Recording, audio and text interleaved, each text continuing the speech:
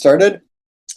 Welcome to the Wednesday, April 16th, 2025 electronic meeting of the Ann Arbor Transportation Commission. This meeting is being held electronically, but we intend to conduct it similarly to an in-person meeting. Public comment will be via telephone or Zoom only.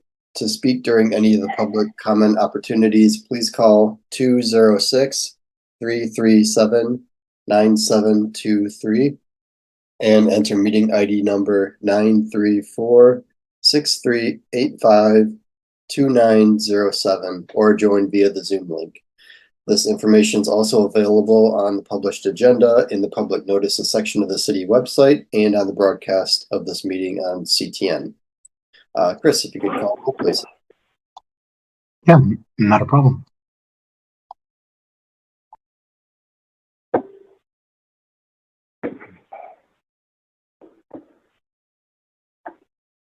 Yeah.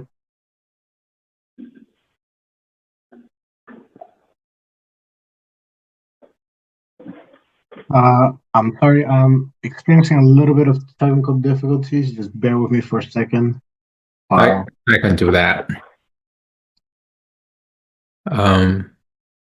Council Member Ackman, can you please say here and from where you're calling in from? Yep, here, Ann Arbor. Thank you. Commissioner Broven? Here from Ann Arbor. Commissioner Conway? Here from Ann Arbor. Commissioner Flewelling? Here from Ann Arbor. Commissioner Hutamaki? Here from Ann Arbor. Commissioner Hook? Here from Ann Arbor. Commissioner Jacobson? Commissioner Keeler? Here from Ann Arbor. Thank you. Commissioner Lee? Here from Ann Arbor. Thank you. Commissioner Carpenter? Here from Superior Township. Commissioner Zikar? Here from Ann Arbor. Commissioner Hutchinson gave previous notice that he will not be able to join. And I'm Luke Liu. I'm joining from Northwood Township. Commissioner Margolis. Acting Commander Mike Sherba. Commissioner Stupka.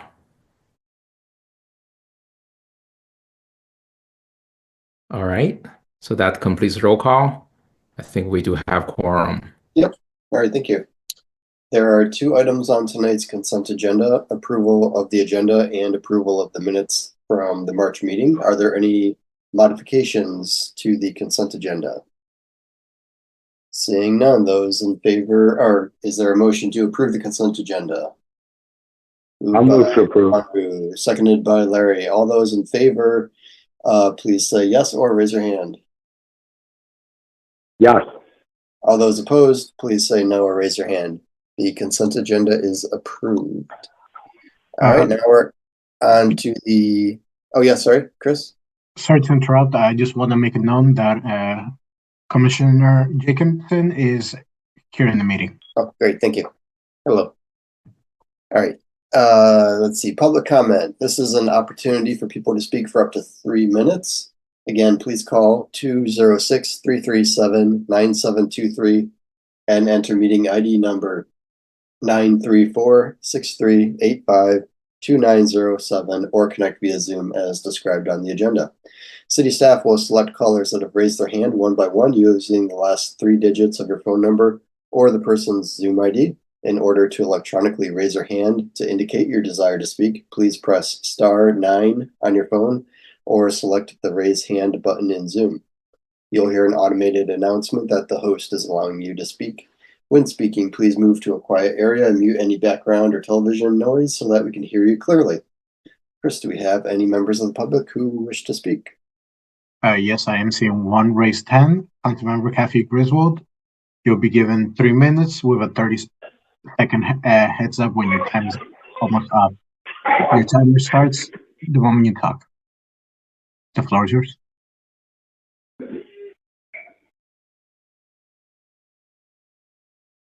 Hello, this is Kathy Griswold. I have a written communication that's in your mission packet. I'm not going to repeat that, only to say that I have been working with state officials regarding the concept of line of sight obstructions. That's something that is an engineering standard, but it's not in the Michigan Vehicle Code.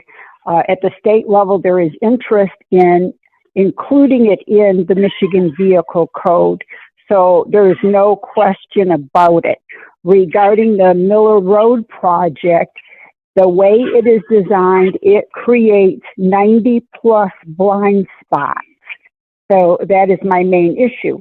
I'll skip that for now. There are a number of other issues related to public right-of-way and line of sight obstructions. One is that fences have been constructed in the public right-of-way in many new buildings because the city is not enforcing that fences be put on private property. That has a negative impact on pedestrians and especially on persons with disabilities. The Vanguard Hotel that's on Glen Street has something called a drip edge that has many sharp objects along the side of it, sharp edges, that can pose a risk to pedestrians, to runners, babies in strollers, and again, persons with disabilities, and that needs to be addressed. 3500 Washtenaw, there's a lack of a curb. It's a curbless, I don't know exactly what you call it, but anyway, cars repeatedly pull all the way up to the planters, so they're parking on the sidewalk, and I don't even think they're aware of it, so my request is that we look at curbless sidewalks and determine where they are appropriate. Construction sites, someone needs to be overseeing those. I know that there was a proposal by staff to put that in the budget. It was not approved by council. It continues to be a problem. Lastly, Argus Farms on Packard, the sidewalk is not 5 feet wide at the intersection. That's all. Thank you. Thank you. Yeah. At this time, I'm not seeing any raised hands.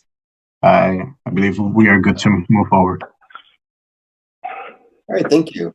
Thank you for to the members of the public for listening this evening. And thank you for those who forwarded emails to our attention. There are, I believe, 3 email messages included in the packet. So as always, take a look at those. Moving on to the business section, first item is the fiscal year 2026 policy agenda. Every year we pass along policy and legislation suggestions to the City Council Policy Agenda Committee concerning local and state issues.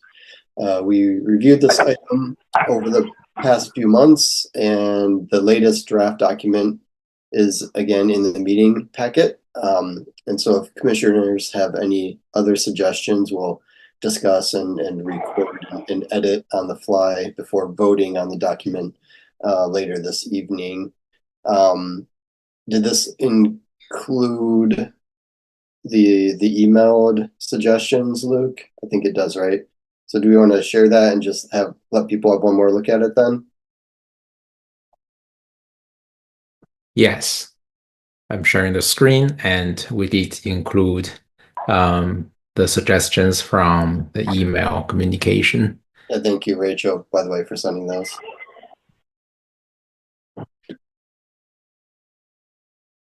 All right, so yeah, we looked at this at least in March, maybe in February also. Or, I think we did state 1 month and local the other month. But anyway, you can point out some of the additions and deletions, but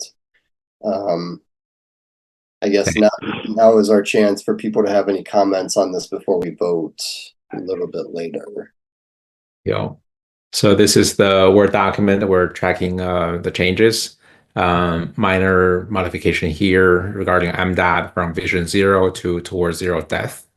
And this is a comment we received this year.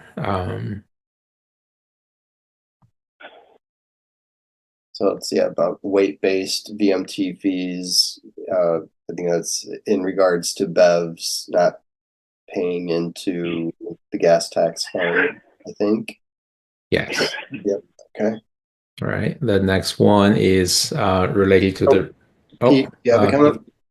So the towards zero death policies, I mean, that's not phraseology that I've heard before. Where did that come from? It's coming from that as to the program that they have in place. So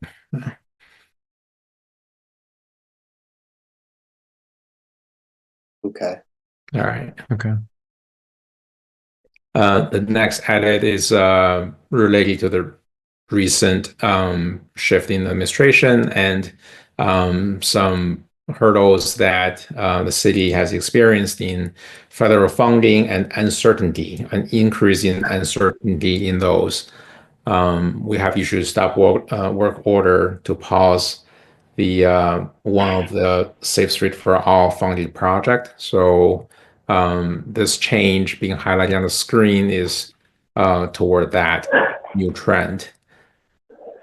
The next update is minor change regarding the new version of the MUTCD and the Michigan version of the new MUTCD, which is in the works by MDOT. Okay.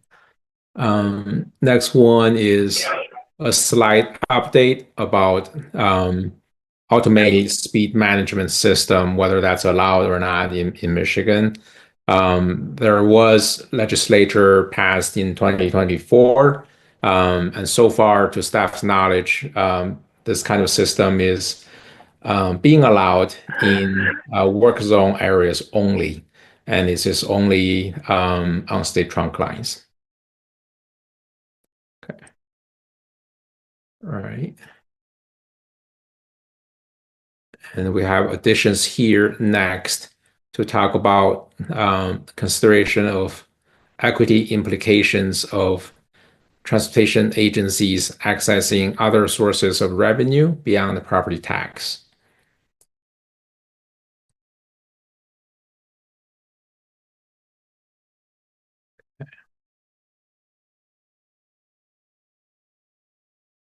And this one is talking about recommendation for if there is a recommendation for increasing revenue from tolls. Tolls should be designed in a way that makes them more equitable for low-income households, such as through discounts or exemptions. Matt? Oh, thank you, Mr. Chair. I did have some questions, and these two edits are good examples. And some of the track changed things that have been added to this, they feel more like editorial comments than they do specific advocacy points. And these are good examples. Like, I think we can all see the equity logic on display here. But I guess it kind of makes me wonder, like, what's the point of this document? Is it to itemize every consideration that should be done, or is it to simply tell City Council what the Transportation Commission suggests they advocate for at a state or other level? And it's just sort of a question about the purpose of the document. Rachel? Yeah, I think that's a helpful comment, Matt, because I did send, like, some of the additions are things that I sent over email, but I'm not sure that I would have phrased them in this way to put them directly into the document. So that might have been actually just a miscommunication between me and Luke. So yeah, I mean, I'm happy to sort of take a pass at rewriting some of this in a way that might fit the purpose of the document better, or to review, some different phrasing. So yeah, I mean, I think the equity considerations are important, but I wouldn't necessarily put in the sentence about, I think it's important that we still get revenue for transportation and transit agencies from property taxes. That's like, that's part of the point, but other sources of revenue certainly can and should be considered, but they should be considered with an equity lens. And so, yeah, that last sentence was really more for like our internal discussion about how we might phrase that recommendation. Does that kind of align with what you were wondering about? Yeah, I was just thinking, the first bullet, maybe could capture your stuff just by reading, allow transportation and transit agencies access to other sources of equitable revenues, and leave it at that, because the details, it's not like city council, I imagine, would be in a position to authorize the specifics of this. They're just carrying a message, presumably to the state legislature. So that might be a way of getting that in there without adding a lot of additional text. Yeah, I think that makes sense. And I would just like maybe instead of beyond property tax, we could just say in addition to property tax. And then when assessing the, whether to use other revenues, to consider, the equity implications of those revenue sources. And that could be, and it's the same thing for tolls. Yeah. And for the record, I don't disagree with any of the logic. Or Yeah, well, I mean, even if you did, I think I agree that it doesn't quite fit the way it's written in a policy agenda.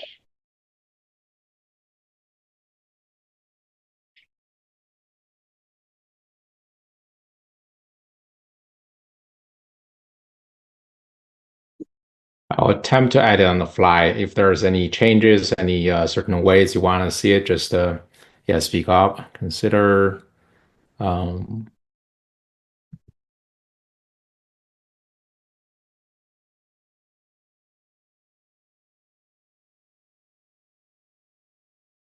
does that address the comment? I think instead of beyond, if we could say in addition to property taxes, because I think we do want to make sure that we're still advocating for property taxes to support transportation agencies.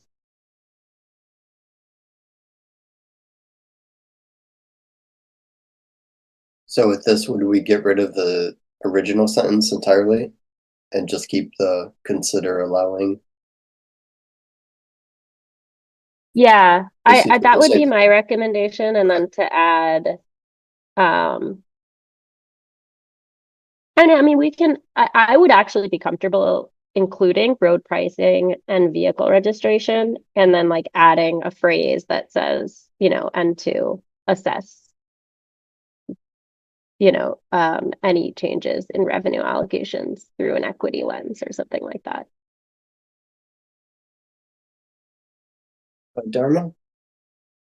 Going to offer my 2 cents just in terms of how I understand this makes its way into what city council advocates for through its lobbyists. I would say, we should be making an affirmative statement about what policies they want to work to promote with our legislators. And so, for example, I would get rid of consider. I mean, this is the body that's considering. So if we feel that it should go in, it should go in, and we should state it affirmatively, allow transportation agencies to. That would be my feedback. And also I would say, similar to what Mr. Carpenter mentioned, the how is maybe getting too far ahead of ourselves. So I appreciate the equity concerns. We might think about, what formulations do we need to create as we state these policy priorities that think through the equity issues. I guess that's what I would say, is I think that's kind of might be more on us. So if we think a particular scheme is more regressive than progressive, focusing on that. Because I just think that's too vague to say, look at it through an equity lens. Probably not the most helpful.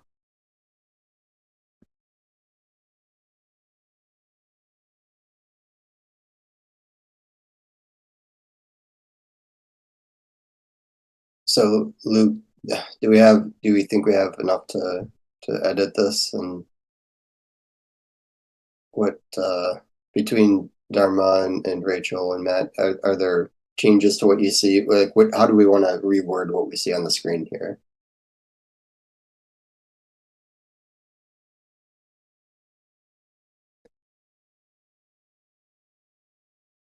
Honestly, looking at a lot of the text that was added, I think it adds context and sort of opinion to things. But to the councilwoman's point, it does make it kind of hard for an advocate walking the halls in Lansing to say specifically what Ann Arbor is asking for. A lot of the edits may detract. They're good impulses, but I think she's right. It may be, if we need to discuss more at this level, specifically what the parameters are of these items, we should do that. But we shouldn't send it to council being vague or wishy-washy, because they can't do much with that.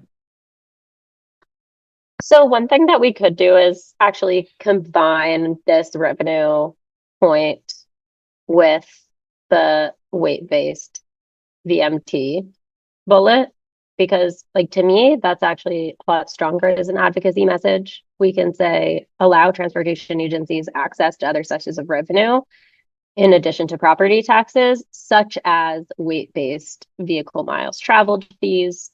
And then we can add an additional sentence that says, consider or like encouraging the state to implement a weight-based VMT pilot, as many other states have done. Yeah, thank you. It certainly sounds like we probably need more time to go, maybe another pass through of the document, and maybe even more preparation before heading into the discussion, taking into the comments from Matt to because that's a general direction that's very helpful to revise the document. And looking at our whole work plan for the year, there's really not an urgency to pass this one today. So we could take the time as an option. Yeah, that's reasonable. I mean, it's really the next year's is due kind of in the fall, right? So we already missed the opportunity for this year, as I understand it. So we're working towards the next year's version anyway. Dharma? Yeah, my other piece of feedback would be, the way that I understand this doesn't just arrive, this doesn't just go to city council and then get signed off on and then make its way to our priorities. What happens is it goes to the policy committee. They hammer through, they create our overall policy priorities document, and then city council votes on that to approve it. And so it's not going to be everything. And so I would also say that, like, in some ways less might be more if you're trying to, like, if I was getting this as the policy committee, I would see a list of, I mean, this is quite a long list. I think I would struggle to wonder maybe what are the most important things. And so I think if this body has a really strong feeling about some of them over others, we might even think about losing some. I don't know. I'm just trying to think of ways that we can structure this to have maximal visibility on the things that we think are of highest priority.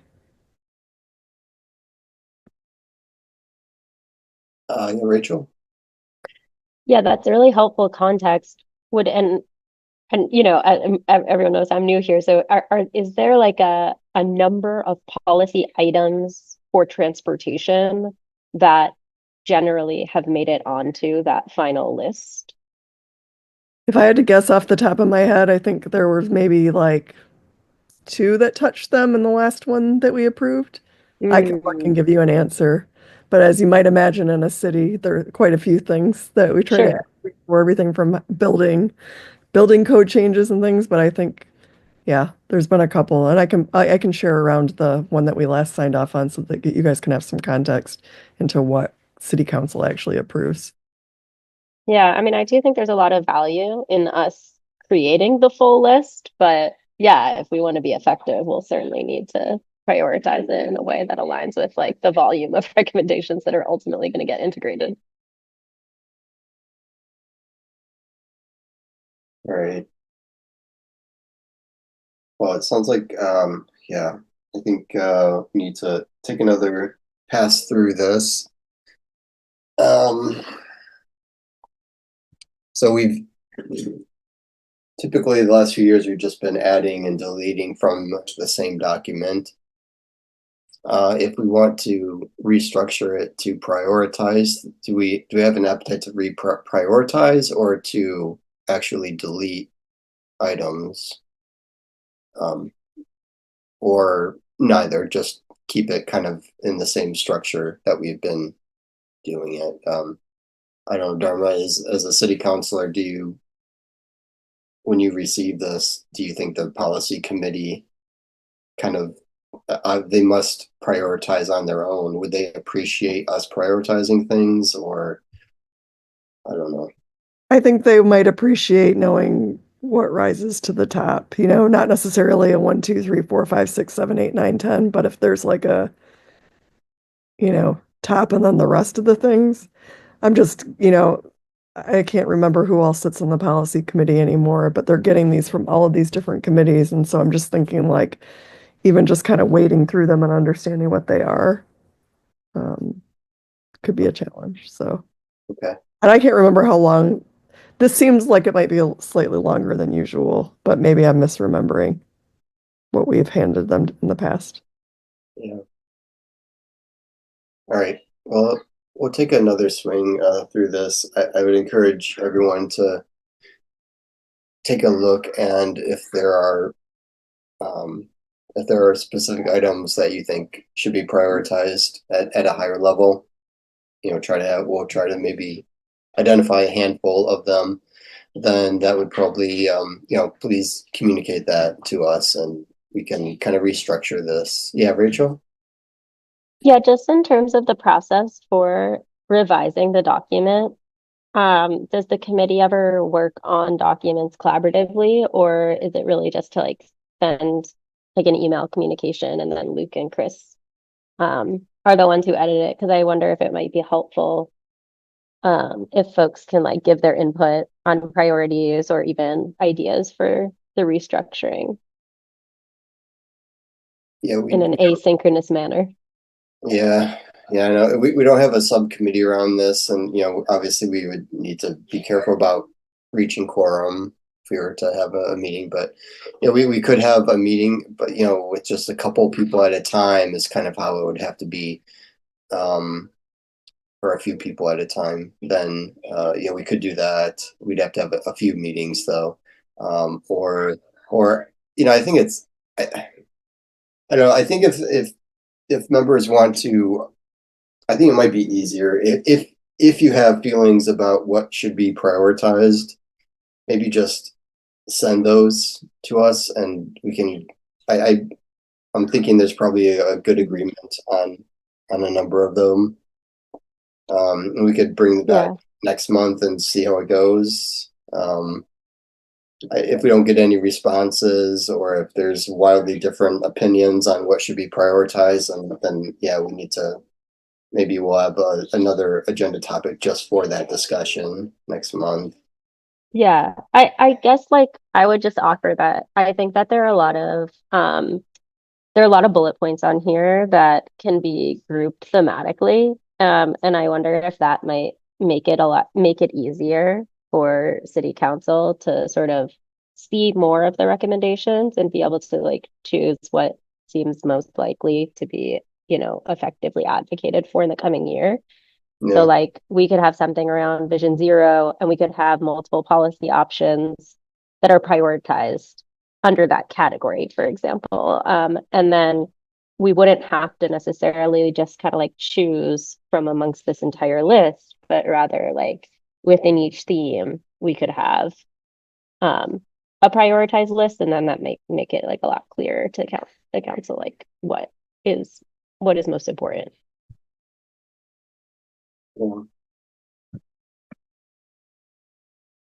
Yeah.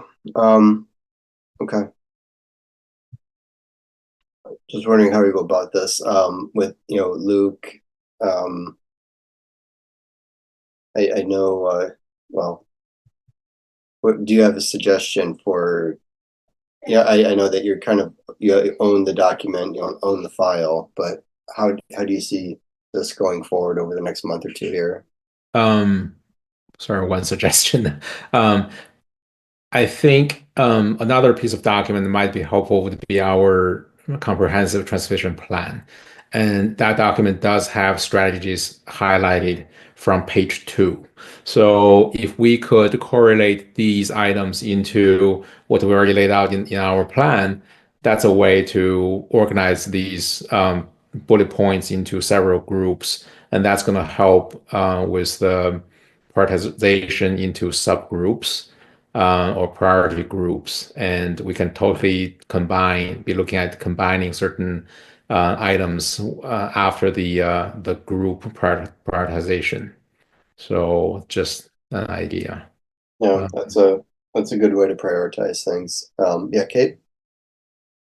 Yeah, I was just going to say I'm very supportive of either of those suggestions to group and consolidate. I think it's a little overwhelming.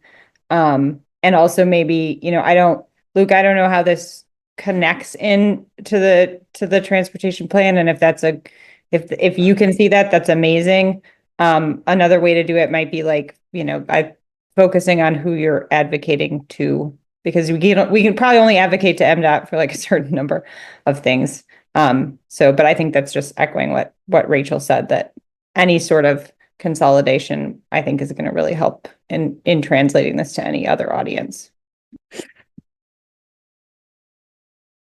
Yeah. Luke, would you be willing to hand this document off to, I guess, Nick or me or somebody on the commission to start making these edits? Yes, that's going to be helpful. So are you saying, if I'm hearing correctly, hand this off to you or Nick to circulate for changes? Yeah. Okay. I guess what I'm getting at is, Luke, I don't want to steal any thunder here or steal an announcement here, but do you want to make an announcement? I guess now is a good time as any. Thank you. I'll be leaving the city soon. Last day being the 23rd, effectively. And Cynthia Redinger will be the next interim transportation manager. And so that's the transition point. City is actively recruiting for a permanent replacement, and that process is ongoing actively. So Okay, so thanks. So yeah, that's thanks for announcing that. I'm sorry to hear that, and for many reasons. But this one in particular, well, maybe Cynthia is the right person to hand it off to then if she's the interim transportation manager. Okay, I just wanted to. That's why I've been struggling here a little bit with where we go with this, knowing that you were leaving soon. So, okay, let's plan on handing it off to something like your choice, whatever you think is right, Cynthia or Nick, and then we'll start working from there to kind of reorganize this. thank you. I'll pass along the comments we're hearing from this meeting as well.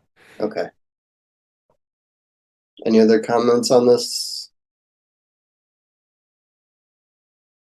All right. All right. So then we will not be. Well, yeah. That's the state portion. The local portion.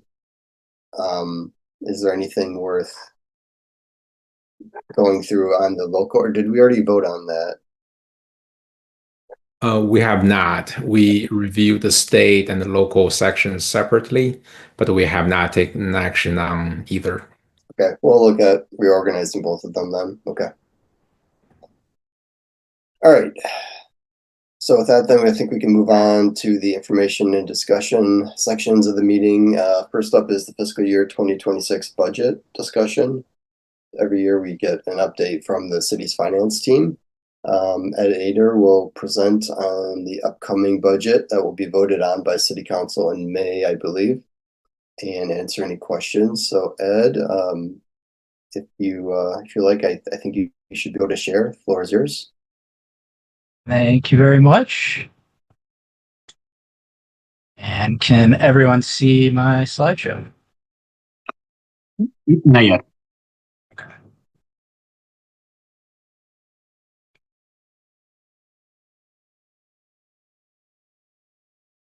See what's going on.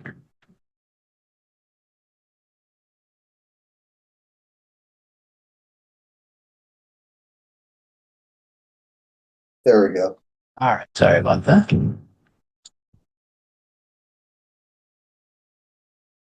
Set one thing up on my end. All right, thank you very much. Thanks for giving me some time. My name is Ed Ader, as mentioned. I am the financial manager for public services, and I'm going to do my best to fill the shoes Marty has historically done tonight. Be walking through our fiscal year 2026 proposed budget for the city of Ann Arbor with a focus on the transportation related funding.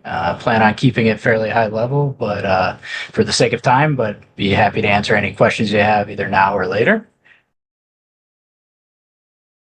Looking at this first slide here, we see the city's total expenditure budget, a breakdown of that. On Monday, we'll see a proposed budget of $639.5 million, which consists of $146.7 million in the general fund, $184.2 million in enterprise funds, $99.7 million in special revenue funds, $55.1 million in trust funds, and $153.8 million in this other category, which includes things like internal service revenue or internal service funds that include things like IT and fleet that provide services internally and receive transfers from other funds as their revenue source, and then some debt related funds, some component units, and a little bit of capital projects.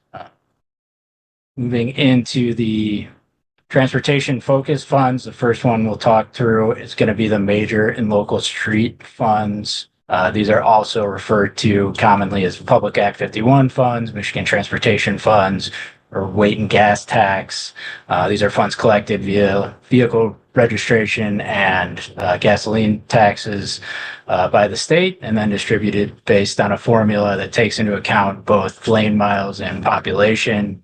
The funds come in two separate categories. You see here the light blue represents the major street funding, the orange represents the local street funding, and we can only spend local street dollars on local streets and major street dollars on major streets. Total revenue projection from the Act 51 distribution is about $16.8 million in FY26. This is a modest increase over our current estimate for FY25 of about 2%. If we turn over to the right side of the screen where we see the expenditure allocation, you'll see a breakdown of the $28.2 million expenditure budget, which is broken up into a few categories. We have the right-of-way maintenance, which simply is any work being done within the right-of-way. It includes things like pothole filling, street sweeping, snow removal, road capital maintenance. Also contributes to some non-motorized activities such as crosswalks and bike lanes. If we turn to the next largest category, the almost $5.2 million you see in orange for traffic control. This is primarily anything that controls traffic. We're talking vehicular and pedestrian signs and signals, as well as the pavement markings we all see on roads. Kind of just following this around to the clockwise here. The next category here, this gray section represents debt service, paying back some loans that we've taken in the past.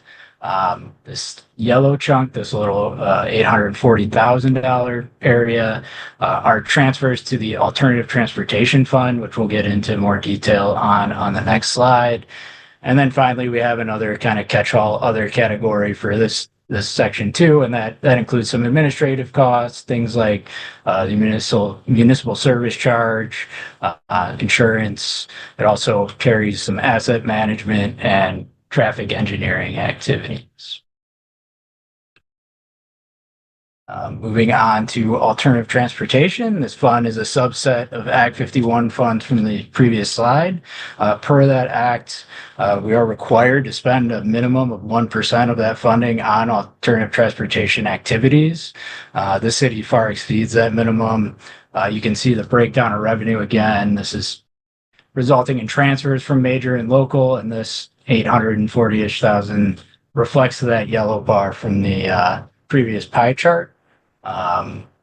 We did have somewhat of an outlier year back in fiscal year 21. Just explanation there was that was part of the Allen Creek pedestrian tunnel project. To get that wrapped up, we had to send a decent amount of extra funds over to the alternative transportation fund. And then if we look back over again to the right, we see our expenditure allocation once again. On all the ways we're spending this year, we have a $1.1 million alternative transportation expenditure budget.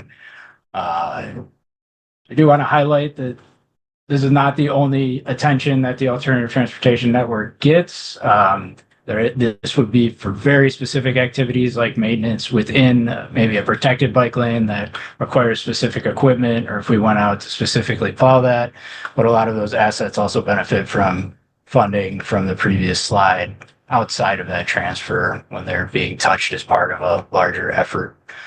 One thing to highlight on this slide is, the biggest chunk, this $400,000 piece, is part of our just starting up North Main transportation study. That effort is starting now, and it includes a needs analysis and conceptual design for alternative transportation opportunities along North Main from Huron to M14. Another major funding source that funds transportation activities is the city's street, bridge, and sidewalk millage, a longstanding millage. You can see here on the revenue breakdown, we have a few different types of revenue coming in. The light blue and orange chunks of this stacked bar graph represent the millage revenue. Next to most of these years, we see a small gray bar that's going to reflect investment revenue from funds we have on hand and invest before we spend. And then up here we have the yellow chunk. These represent internal transfers. So this would be, maybe a case of we're doing a resurfacing project, but also doing the water main and potentially some stormwater work at the same time. The street, bridge, and sidewalk millage fund may fund the entire project, but then receive transfers back from those other funding sources for their share. We see some pretty large years recently. Some of that had to do with the road bonds that we recently took on, where there was some cross funding, and then primarily utilities contributions on those projects that are touching both. And then this darker blue bar near the top represents construction reimbursement, which is when we partner with entities outside of the city for a project that has mutual benefit. Our common partners there are the University of Michigan and Washtenaw County. A lot of this recent activity is related to the East Medical Center Drive Bridge project. Flipping back to the millage revenue for a second, between the blue and the orange, we are anticipating about a $16 million in revenue to be able to invest in these transportation activities. And then moving over to our expenditure breakdown, we can see a little over half of the expenditures are allocated for some street resurfacing. We also have some other major projects. One that I want to highlight is this next biggest chunk of our pie chart, the Nixon Road Improvements Project. So this is a reconstruction project, and it highlights a good example of what I was talking about, where maybe some of the active transportation items or the non-motorized items get kind of looped in with a bigger activity. It is a reconstruction project. The majority of the dollars are going to reconstruct the roads, but there are new roundabouts, protected bike lanes, and crosswalk and sidewalk improvements included in that project. Outside of those three special revenue funds, there are also three other millages that fund transportation activities. Currently, 20% of the city share of the county mental health millage has been allocated for activities related to pedestrian safety, including street light replacement, crosswalk lighting upgrades, and traffic calming. Next up, we have the sidewalk construction millage. This is a millage that specifically installs crosswalks where there currently aren't any, filling gaps in our sidewalk system and improving that network. And then lastly, the somewhat new climate action millage has contributed some funding already to transportation related items, and there's $400,000 in that budget this year to continue supporting crosswalk upgrades, street lighting upgrades, and bike lane infrastructure. Before we move on to the next slide, I wanted to ask, and maybe this is a question for Dharma, about the county mental health millage rebate. Has there been discussion of I don't know, changing how those funds are apportioned at all? Or maybe it's not the transportation part. I thought I heard that there is talk about of that total rebate, maybe some parts of it would be changed where it goes. We did. Yeah, we did it ahead of the county-wide ballot initiative. We voted mainly what happened was that the climate action portion, there was a portion of it that was funding OSI.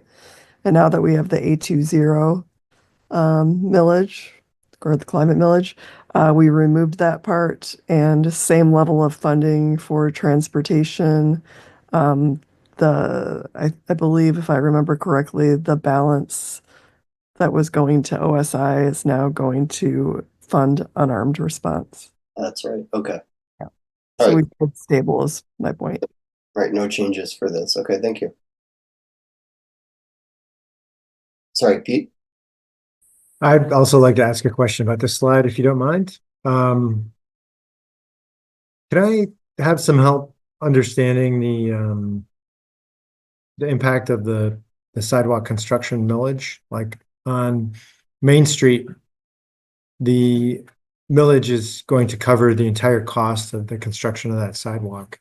I'm trying to figure out what effect that the millage is having on that, though. Like if we didn't have it, what would the breakdown have been? What would have been covered out of like the general fund, and what would have been covered out of assessments to property owners? Is there any guidance on that could help me understand the impact of this millage? I'm not sure. I can look into that and get back to you, provide some an answer. But yeah, I wasn't necessarily expecting you to know that off the top of your Yeah. head, so it's okay if you come back with it, obviously. But I do think special assessment is typical in those situations for municipalities that don't have such a millage. Yeah, I think it used to be typical here. So if you have any more information you could share on that with me, Okay. send that to me, that'd be very helpful. Thank you. Sounds good. All right. And next up, we have some specific active transportation programs. Again, these are ones that are very clearly itemized for active transportation, not meant to be a comprehensive list, but these are activity or budgeted activities within the fiscal year 26 proposed budget. I think we've touched on the majority of them in previous slides, or they've been highlighted, but I do want to highlight the road reconfigurations, 211,000. That 211,000 plus some funding available in fiscal year 25 are being utilized to complete an evaluation of multi-lane roads for potential roadway reconfigurations. And the purpose of those evaluations are to analyze and identify opportunities to reprioritize roadway space to advance safety lower vehicle speeds, improve transit operations, and create connected, comfortable walking and cycling infrastructure.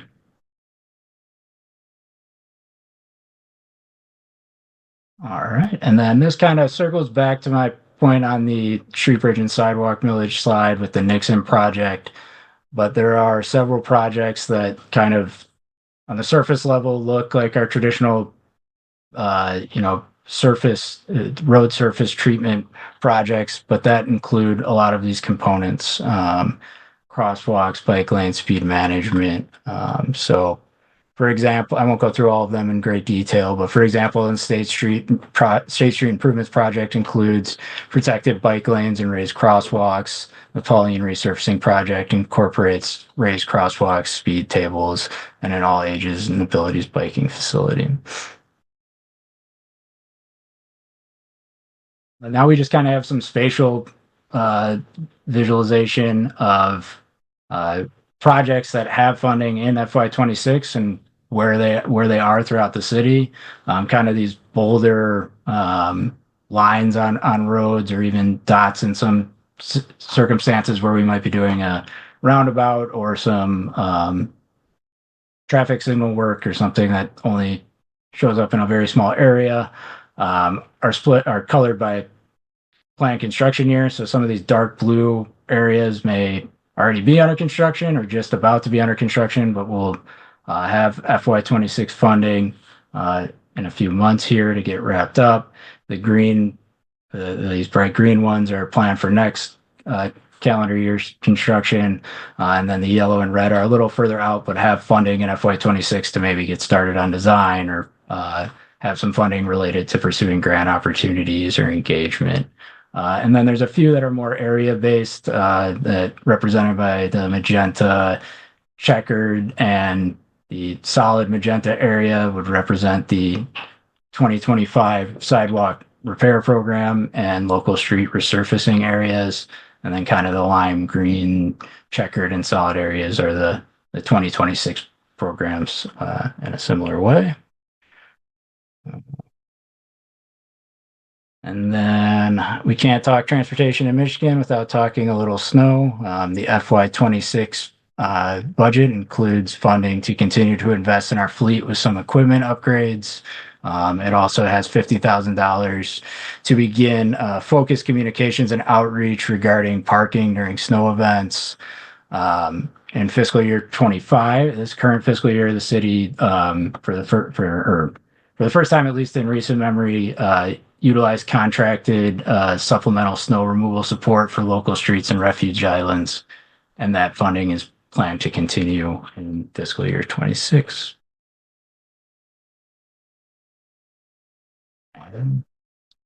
Are there any other questions? Any other questions from anyone? Comments? And all right, so this will be voted on by council in May. Is that right? Okay. The first reading is upcoming Monday. Okay. I'm happy to see a continuation of the $500,000 for contractor-based snow removal. I guess we'll get to that in the next topic, but I'm glad that it went well enough that we want to do it again.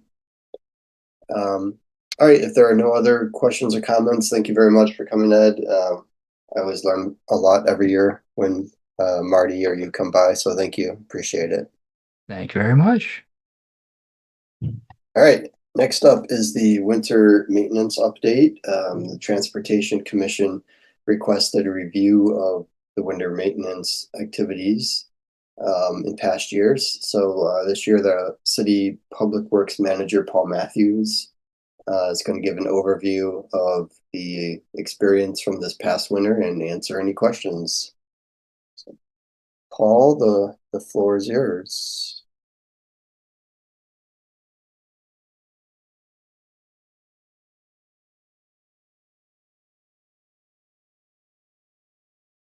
Okay, can everybody see my screen? I can, yes. I had to click to switch to your screen along the top, so I'm not sure what everyone else is seeing. Are you seeing a PowerPoint cover page? Okay, great. Yeah. All right. Thanks for having me. Just going to go over a bunch of the changes that we made for the 2024-2025 winter season. So this is going to include an update on our contracted services and some of the ordinance changes and equipment changes that we made this year. Overall, I think this year we had a lot of positive feedback from residents and users alike. And so we're going to go over the new contracted services, as I said, the new equipment, the new snow plowing map that we made, and then an ordinance update that was passed this past winter for on-street parking. So this was the first year that we had used our contracted services on the sidewalks, paths, and pedestrian facilities that are on this map. So everything that's either in blue or pink, those were the locations that were contracted out. I wouldn't say it was 100% successful this year. We had a brand new contractor. It was a brand new process for the city. And, we had some bumps in the road just with response and timing and expectations and things of that nature. So as we went through the winter, we continuously met with our contractor and sent them pictures and showed them pictures and came up with a really good solution inside CityWorks that makes them kind of interact with an app that says we completed this, and we get up-to-date times. So as this went this winter, we did make a bunch of changes and got a new project manager from our contractor. And I think we ended on a high note at the end of the season. We do intend to extend with that contractor, knowing that, there are growing pains in the first year. It's a big city and this is a lot of scattered work. And so we do intend to continue with them. We spent a total of $44,000 with this vendor to complete snow removal all season. That also included the DDA ramp. So one of the snowfalls that was deep enough that we felt we should have additional ramp clearing based on timing of the storm and such. So we did have them come downtown, clean the ramps. I think that was very successful. We did not have the complaint center that we have had in the past down there. And so overall, I think that was helpful. Robert Keller also did a lot of work to get messaging out pre-storm, during storms. So I think it was pretty successful as far as sidewalk clearing went, and the work that was done in the DDA, both by contractors that are not employed by the city and our contractor when we called on them. I have a question. Go ahead. You said 44,000. Is that just for the sidewalks and pedestrian islands? Yes, I think there's one clearing of DDA ramps. So, but it was 500,000 for the whole season. We had a budget of that. We did not need the entire 500,000.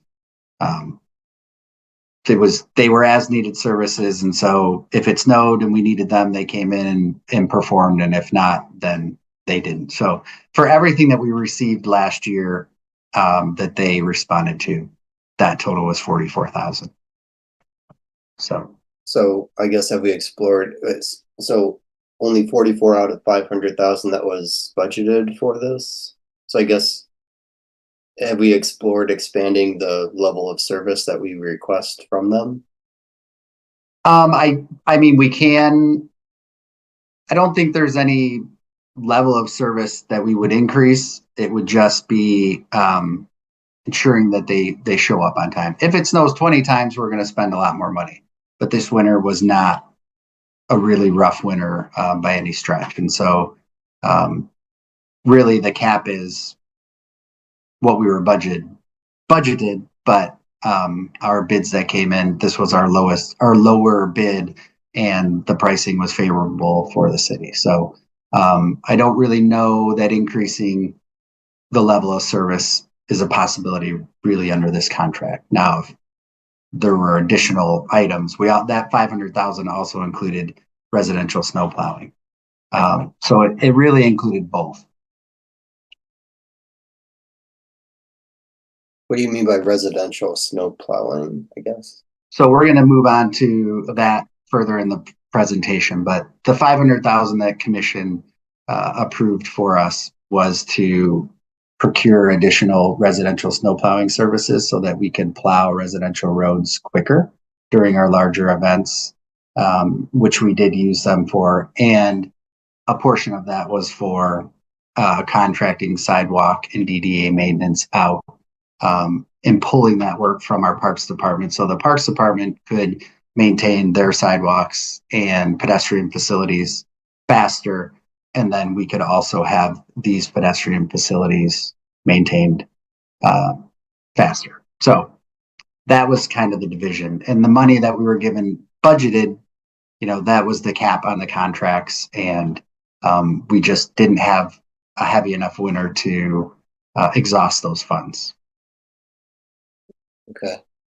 Before Pete, there's a question on the chat about a request for an explanation of how sidewalks and pedestrian islands are chosen to be cleared by the city versus being a property owner responsibility. So, yeah, how did you go about choosing all these locations? Okay. Yeah, so these are long-standing arrangements that we have. They are typically a pedestrian facility that doesn't have an owner. So think the back of your house if you live on a major road, but your neighborhood fronts another neighborhood. We do not have an agreement with your neighborhood when it was built for your neighborhood association to take over that work. Then the city maintains those. So it's not practical for some people to walk down a hill and through the woods to get to the sidewalk on the back of their house. Those are some of the for instances that we take on. And we take on anything that fronts a public facility or the bridge decks, pedestrian islands that are kind of in the middle of a road, so the refugee island. So those are the type of pedestrian facilities that are cleared by the city. Thank you. Pete? Back to the discussion about the $44,000 cost. Did that include the residential street snow plowing, or was it only for sidewalks that was covered by 44,000? That was the sidewalk maintenance. All right, thank you.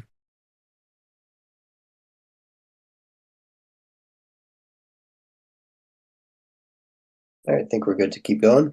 Okay. So we have also continued to invest in equipment improvements. We have made additional orders for new plow trucks that give us the ability to anti-ice and clear larger paths of roadway. The first set of vehicles should be delivered by this August. They have a two-year waiting period just to get them built due to supply chain. So we did make some continued investment there, and then we received our new Ventrac winter bike lane maintenance equipment prior to the season. So this year we ran 2 crews to clear all of our protected bike facilities, and that also includes the paint and post installations that property owners are not necessarily made to clear by ordinance, and then also the bike facilities where there's one pole kind of along a major road. So we send the smaller piece of equipment out to those locations. So we were able to run 2 this year. I feel like we had a lot less bike lane complaints or requests coming into our system to clean them. So we did run 2 crews and we were able to pay more attention to them and make sure that we could get all the detail work done. This year, we also. Real quick before you move on, Eric, Yeah. Question. Yeah, I was just wondering how, since it was a new item and if I remember right, it's all electric, how did the Ventrac piece of equipment perform in your experience? Yeah, this is actually not electric. So all of our snow equipment are either gas or diesel. So we do not have a good electric option currently to run the amount of time and duty cycles that we run. Our street sweeper for bike lanes is an electric street sweeper. Thanks. That must be where I was getting confused. Yes, no problem.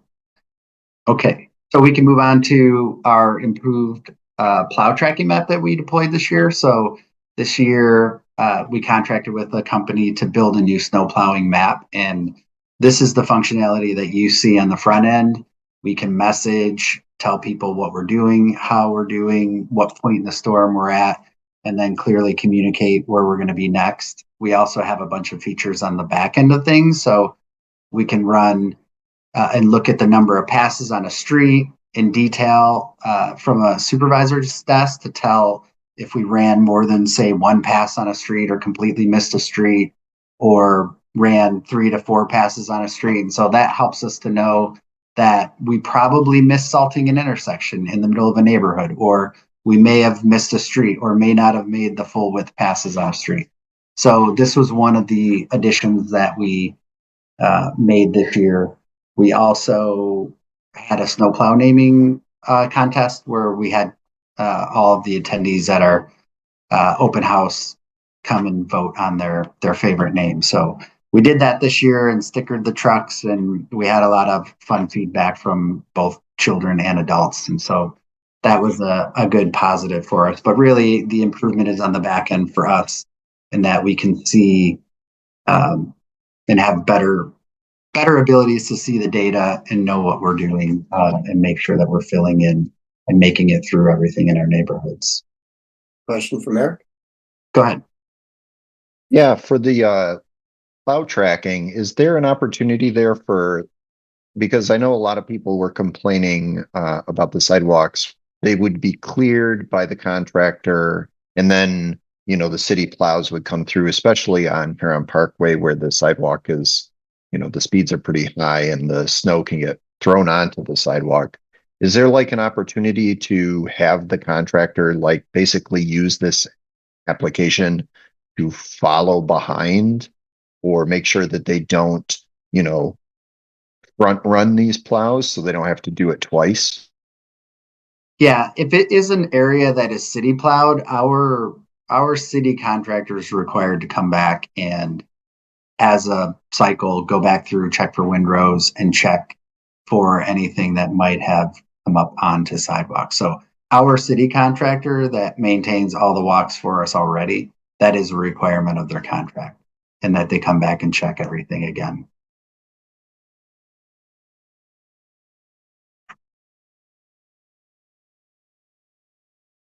All right, so another item that passed this year with City Council is the approved on-street snow parking ban. So this looks to address the old ordinance that we had that was really difficult to understand, and really we would not have been able to enforce that or have that utilized. So what we have done is created the ability for us to call a snow parking ban, and then we'll be able to enforce it if needed where we need to.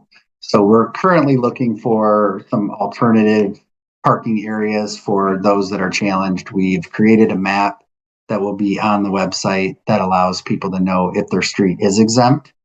The exemptions that we had made were mainly locations where there were no driveways at all. So what we had found in most of our areas, even in student sections, when we both did driving surveys and Google Map surveys and things of that nature, that people have a lot of parking facilities.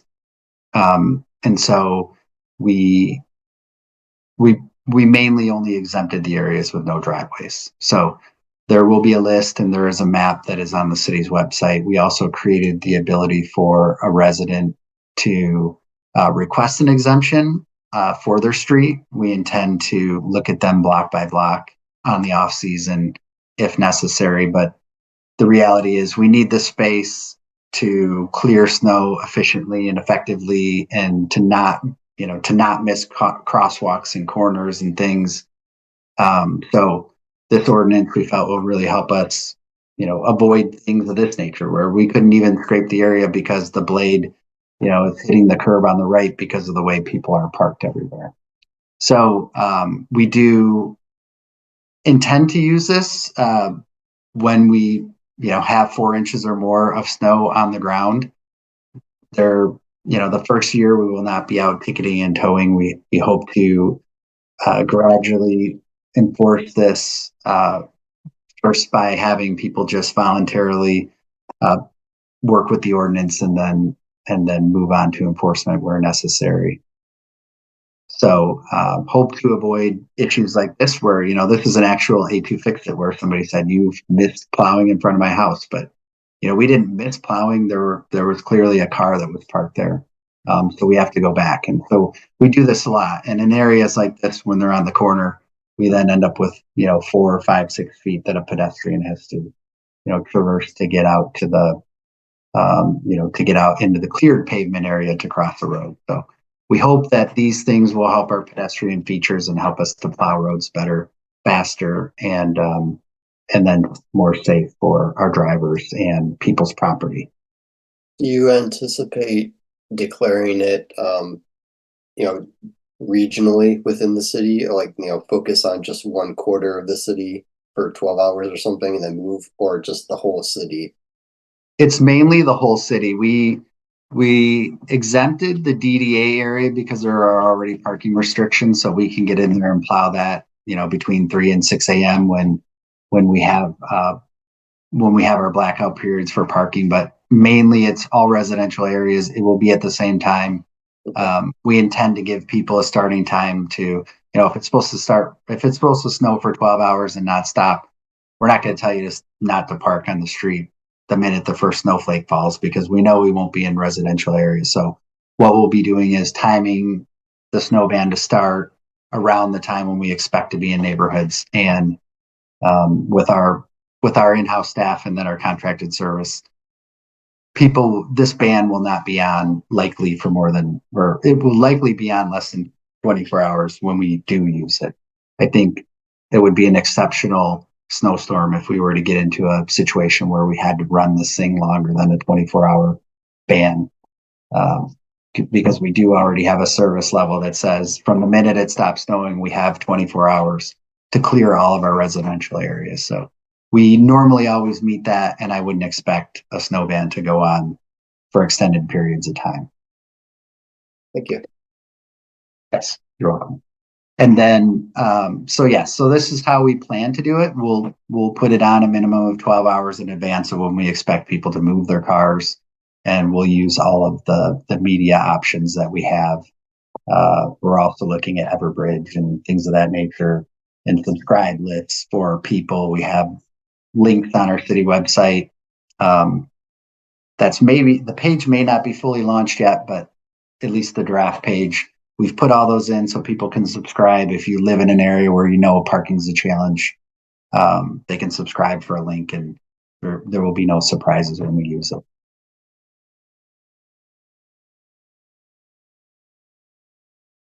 So this is just more information on that. We planned a multi-year ramp up. There will be lots of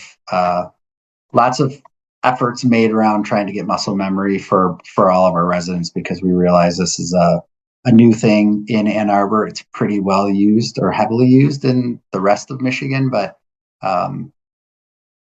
not here. And then we also have the challenge with students. So we intend to keep, working with our partners in the community to get this word out every single year. And we'll coordinate between police department and emergency management whenever we make this decision. So those were the main changes that we made this year. Residential roads, we plowed everything a total of 2 times this year. So we plowed things a little more often, but our 24-hour snow plowing efforts in residential roads, it only happened 2 times that we had to bring in KBK. And so it was a lot of help. We were able to get things done faster with our contracted support when they came in to help. And so I think it was a huge success. We did have a lot of feedback on A2 Fix-It and things where people were surprised their street was plowed a lot faster than most years. We still have the same issue with our solid waste collection where if your cans are already out in your section, we purposely do not plow those those sections until the next day once all their cans are brought in, because otherwise we're fighting driving around garbage cans and then knocking them over. So I see we have a question. Okay. Hey, Go ahead. Yeah, I was just wondering if there was like a caveats or qualifiers to the 24-hour plowing rule. That's definitely not the case for my street, and I'm not like complaining about my street in particular, but I'm just wondering if there's like it can't in my mind be true that you're hitting that 24-hour mark. So I'm just wondering if you're only focused on like certain level of residential street, like, and what the standard would be for all streets. Yeah, so after snow stops falling, it's all streets. So we aim to have every single residential street plowed. Now, it won't be salted down to bare pavement or any of those things, but the main plow after we hit 4 inches or more is set at 24 hours, and that's after it stops snowing. So what is your preferred method for if that expectation isn't being met? Is that A2 fix it, or is there some other way that it's more helpful to get feedback on that? Sure, yes. So A2 fix it's perfect. We have a snow and ice on local roads request type, and that's the best way and the fastest way for us to get a response back. and if I could, the key thing might be the 4-inch rule, right? Because I don't know how many times we even had more than 4 inches of snow this past season. Maybe you know offhand, Paul, was it just a couple of times? Yeah, 2 times. Two times. The rest of the time, we had a lot of just a little bit here, a little bit there, 2 inches today, maybe an inch tomorrow. So we had a lot of smaller snowstorms. And when we get those, we plow those just on local road or on a rotation on our normal straight time shifts, and just kind of work through neighborhoods. But typically in neighborhoods, we're plowing only when we're over 4 inches, and we are salting when otherwise we're salting just intersections, hills, and curves. And we're not salting everything for full lengths of streets, because we look to conserve salt. We know salt is a pollutant. Speeds are slow on local roads, and accidents are minimal. And so that's been our approach. Pete? Thanks for this presentation. I've got a couple of questions. Okay. Is there a map of the city cleared sidewalks that we acknowledge are either parks or our contractor or city staff are going to clear?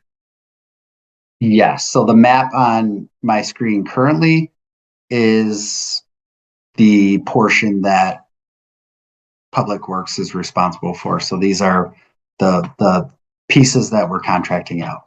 So yes, this map is available.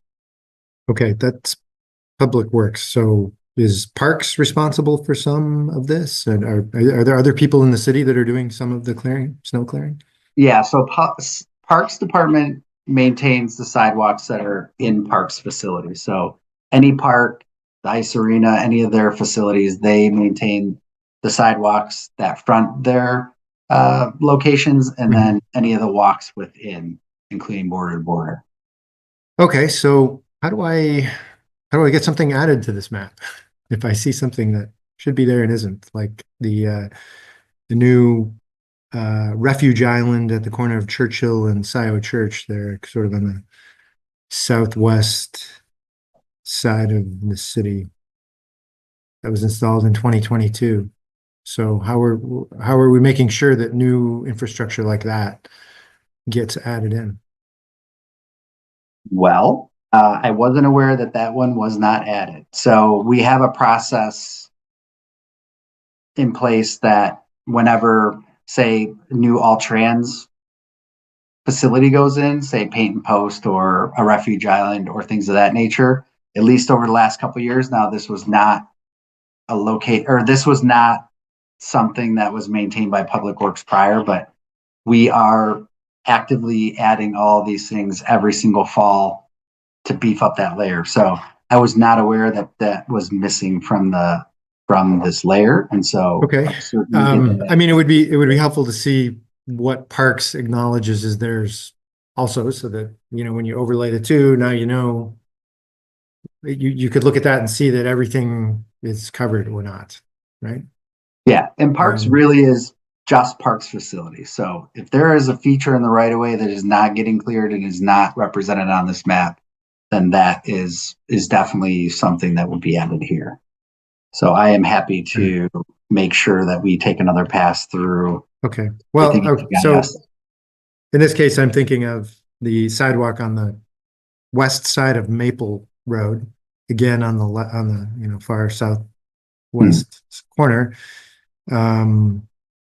That's not parkland exactly, but somebody from the city is clearing it. It's not owned by any residents or anything. They're at where Maple Road sort of crosses over 94. They're near the intersection of Scioto Church and Maple. There's some sidewalk there, and I don't know if Parks is doing it. I don't know who's doing it. Again, it would be nice if we could see that whole map, and then we could see, all right, well, this guy's got this feature that's important to me, and this other department has this other feature that's important to me. So sure. We can certainly arrange for that. Okay, thank you. That would be very these helpful are all to me. mapped and they're all available to us. And so I'd be happy to work with you to make sure that we're not missing something. Okay. And I will say that in general, even things that aren't shown here, I don't know if Parks was doing them or who, but it was better this year and worked out really well. And in the times when it didn't get done, A2 Fix-It got it taken care of relatively quickly. So that was an improvement for this year.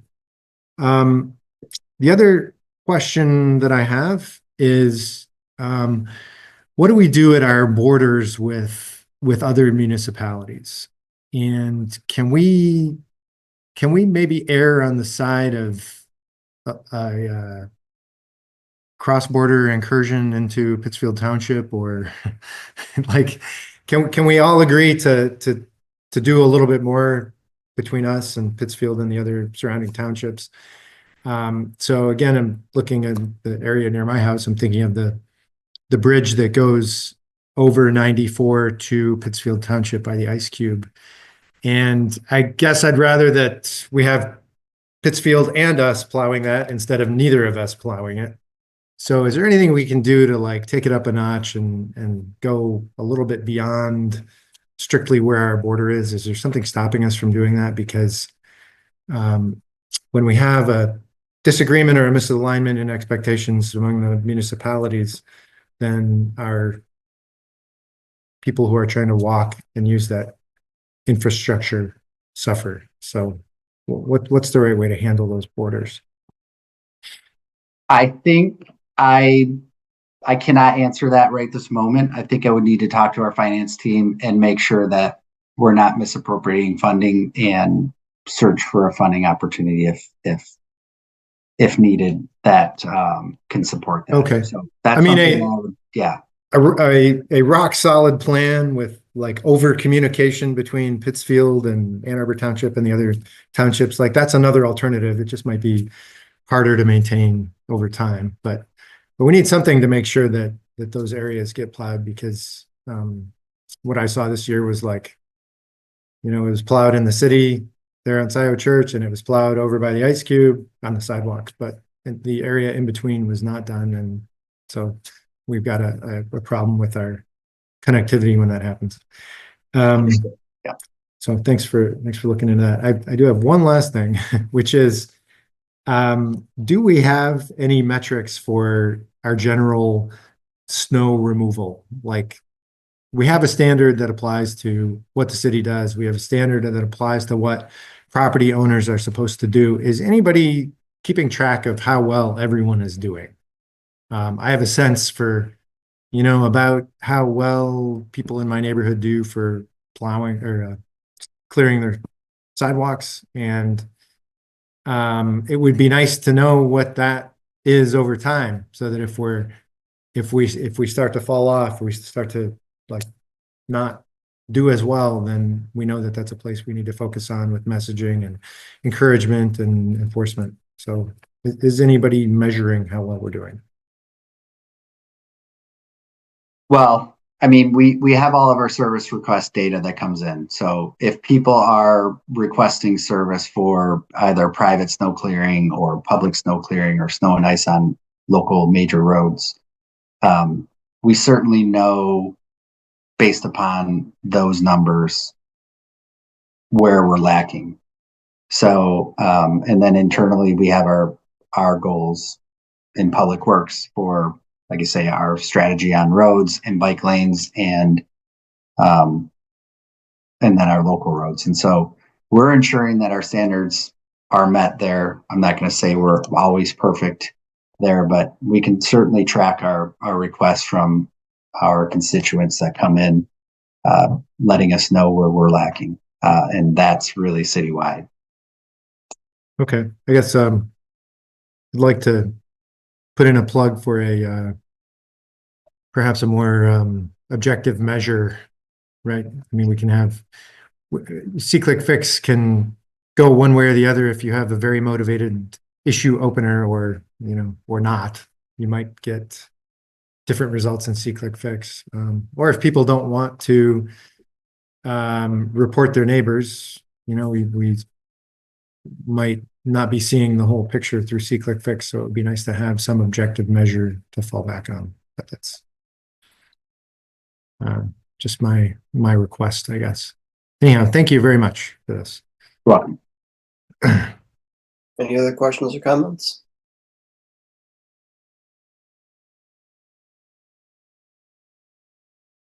Or was that the end, Paul? I think it was. That is the end. So thank you. Thank you very much for coming by and answering all of our questions. I really appreciate it. Like you had mentioned, even though it was kind of an easy winter, I thought, from my perspective, things were noticeably better around the city. And I hope that's reflected in, you know, the A2 Fix-It request that you got. So I guess I would say just, yeah, keep up the good work and look forward to seeing how the snow emergencies work out this next, although it'd be great if we had no need for them, but I don't think that's going to be the case. So, all right. Thank you. All right, thanks again. All right, next up is the Nixon Road project update. Phase 1 construction of the Nixon Road project will begin in May. So we have Chris Wall from Wade Trim to give us a presentation on the schedule for Phase 1 and to talk about the transportation design. So Chris, hopefully you're able to share. Yep, thank you. Can everybody see the presentation? Not yet. There it is. All right. I'm joined by John Tanner. John's our construction project manager with Wade Trim. I'm also with Wade Trim. I'm the city project manager representative. So happy to be here to talk about the Nixon Road Improvement Project. As you mentioned, we are planning to have construction start in May. We're really excited to have the MDOT bid letting occur on April 4th and have really good pricing come in. So right after Ed's presentation, I actually sent him a chat saying that the prices came in lower than what we expected. So we should see some savings in the budget compared to what Ed was presenting. So that's good news for the city. Just a quick overview of the project area. The Nixon Road project extends from Huron Parkway on the south side to Devarn on the north side. So obviously it's bound by two roundabouts. It's about 0.8 miles, a lot of residential area. For people that are familiar there, it's Ward 1 and 2. We have 3 schools. It's a very busy, growing area. This project incorporated a lot of city goals. Some of the primary ones was moving together the Vision Zero goals. We incorporated a lot of speed reduction techniques in there with the roundabouts and also the tighter lanes and reducing the widths, but also providing real nice buffers for bikers, but also reducing the crossing widths for pedestrians and providing nice refuge and medians for them. Also, A20 was a big focus on this, trying to encourage other modes, green modes, and trying to reduce emissions by use of those other modes, but also the roundabouts inherently allow less idling of vehicles. So idling usually generates more emissions. So by keeping the traffic or reducing the idling, reducing the delays of the vehicles, we're helping reduce those emissions. Some of the key project elements that are included in this Nixon project are 3 core roundabouts, which John will point out. These evolved from the 2017 study. As many of you are probably aware, this was a long duration project. This is many years in the making here. The 3 roundabouts came from a 2017 study. It was the preferred alternative, speaking to all the residents involved. There was a lot of public engagement, and the roundabout options was the preferred alternative. Primary focus of that was to reduce delays, improved access, and reduce speeds. Also, part of this project was a big element was included the protected bike lanes. We included a lot more pedestrian crosswalks. We also included raised crosswalks at the Traber-Nixon roundabout, which John will show you. We made sure we had a lot of sidewalk connectivity. We worked with our transit partners in this and making sure that we had transit facilities, bus stops along the route. In addition, Ann Arbor Public Schools was doing some improvements or planning to do some improvements on their school system. So we done some coordination on bus drop-offs in their driveways as well. And then we have a ton of infrastructure improvements too, related to road, water main, and stormwater facility. We're doing a lot of stormwater management enhancements on the project.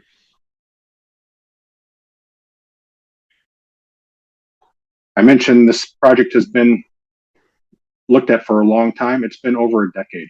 So back in 2013, people were looking at the Nixon Green Varn roundabout intersection area, and that evolved into a study along the entire corridor in 2015. In 2017, the result of that study with all the public input was a preferred alternative, as I mentioned, of roundabouts along the corridor. City Council directed city staff to prepare a design with these roundabouts on the corridor, and that was taken into 2018 and into 2019 into the design phase. Up to mid 2019, where we had about a 90% design set. We had a lot of public engagement.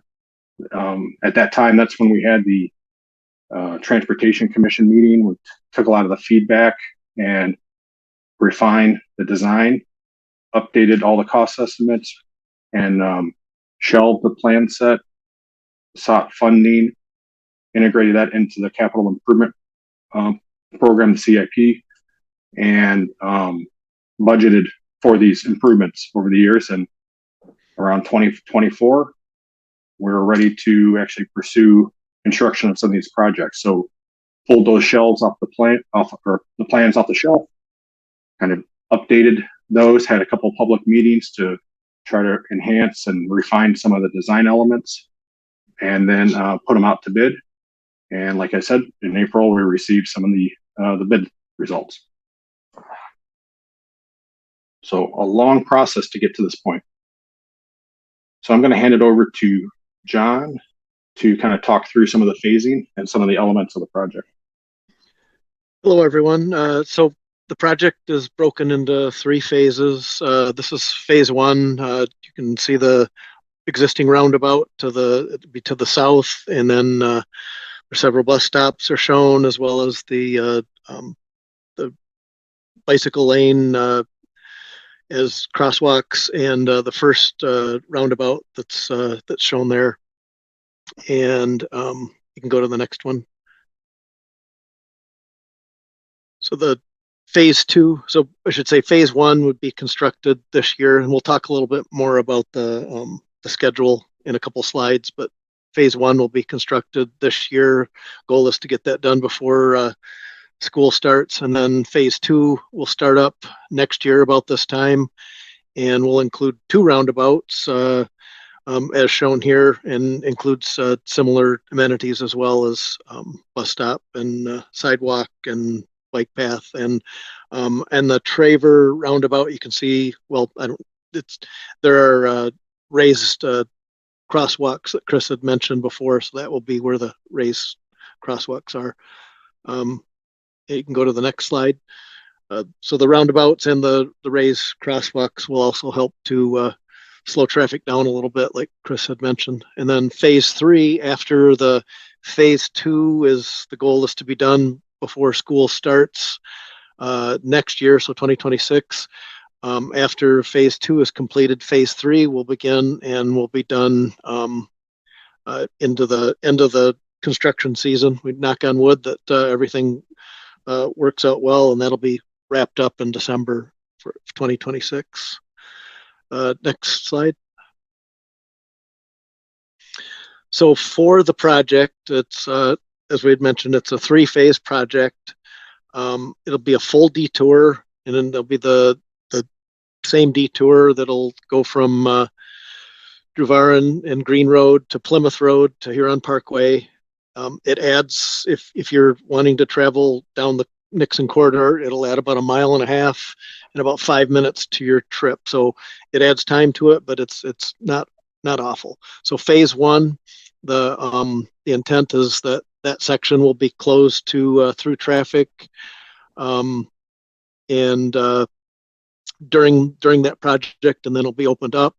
And then phase two, when that project starts, that'll be closed through traffic, as well as and it will also start up once that's completed. And then phase three would be shut down. Local residents will still have access to it, but it will be limited. The goal is to limit it to local access. There's going to be time frame when there could be interruptions to the local access, but contractors' goal is to always try to minimize that. Next slide. I actually see that we have a question. Do we want to take questions now? We can. Right. Yeah, sure. Go ahead, Eric. Yeah, I actually live on this slide here. And I was wondering if we have a lot of cut through traffic already on Blewett Drive currently. I was wondering if there was any opportunities to do any kind of like selective speed management or enforcement during this project, because I think a lot of the residents are concerned about people using Blewett as a way to bypass from Green to whatever part of Nixon is open at the time. Well, so there's definitely opportunities to kind of try to address that. What we've done on other projects is work with Ann Arbor Police and actually put out a speed manage or speed. Is it a radar gun or I forget the terminology. Maybe Luke remembers, but it's a radar device that actually picks up and tracks the speeds of and the number of vehicles. So one, we can track if there's an increase in vehicles as well as the speed of the vehicles.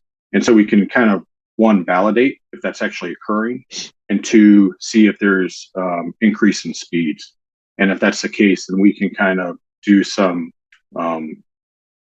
more deployed enforcement, as well as add more, like maybe there's additional signing, like for no cut through traffic, that type of thing. So there's different tools that we can deploy if we're seeing tendencies like that.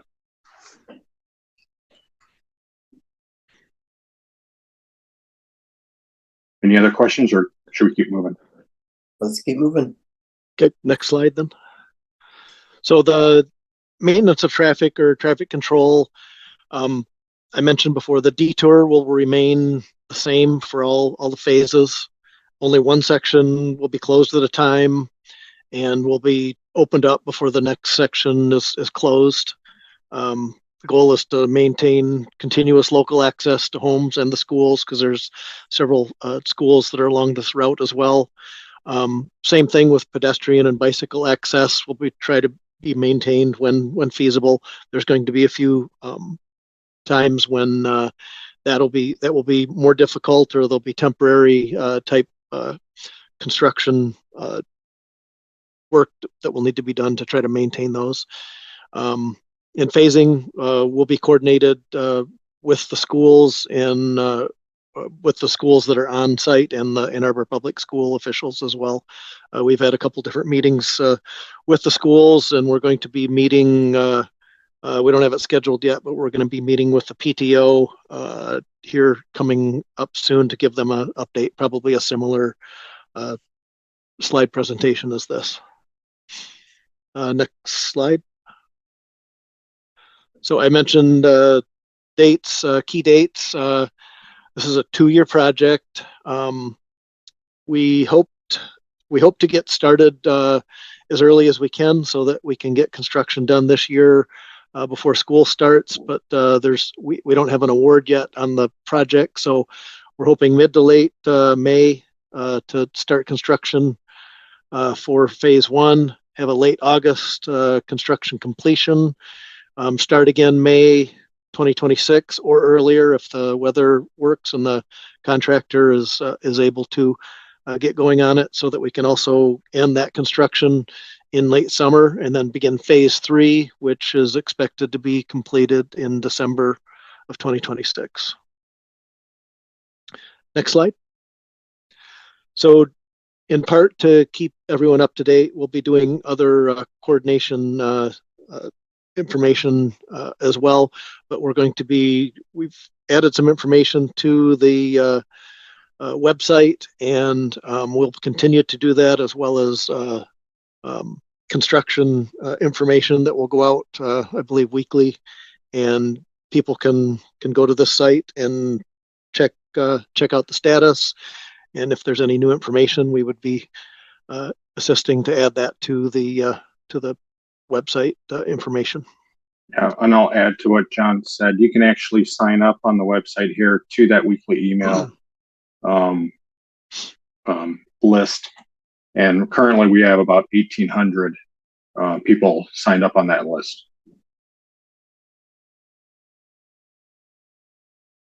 So open up to any other questions. Any other questions about the project, timing, or design? Yeah, Eric? Yeah, I just forgot to ask. A lot of the bus stops on this road are like dirt patches currently. Are those all going to be brought up to like concrete and maybe some seating? Yes. Yeah, all the buses have been coordinated, or bus stops have been coordinated with staff at the AAATA and also with Ann Arbor Public Schools. Pete?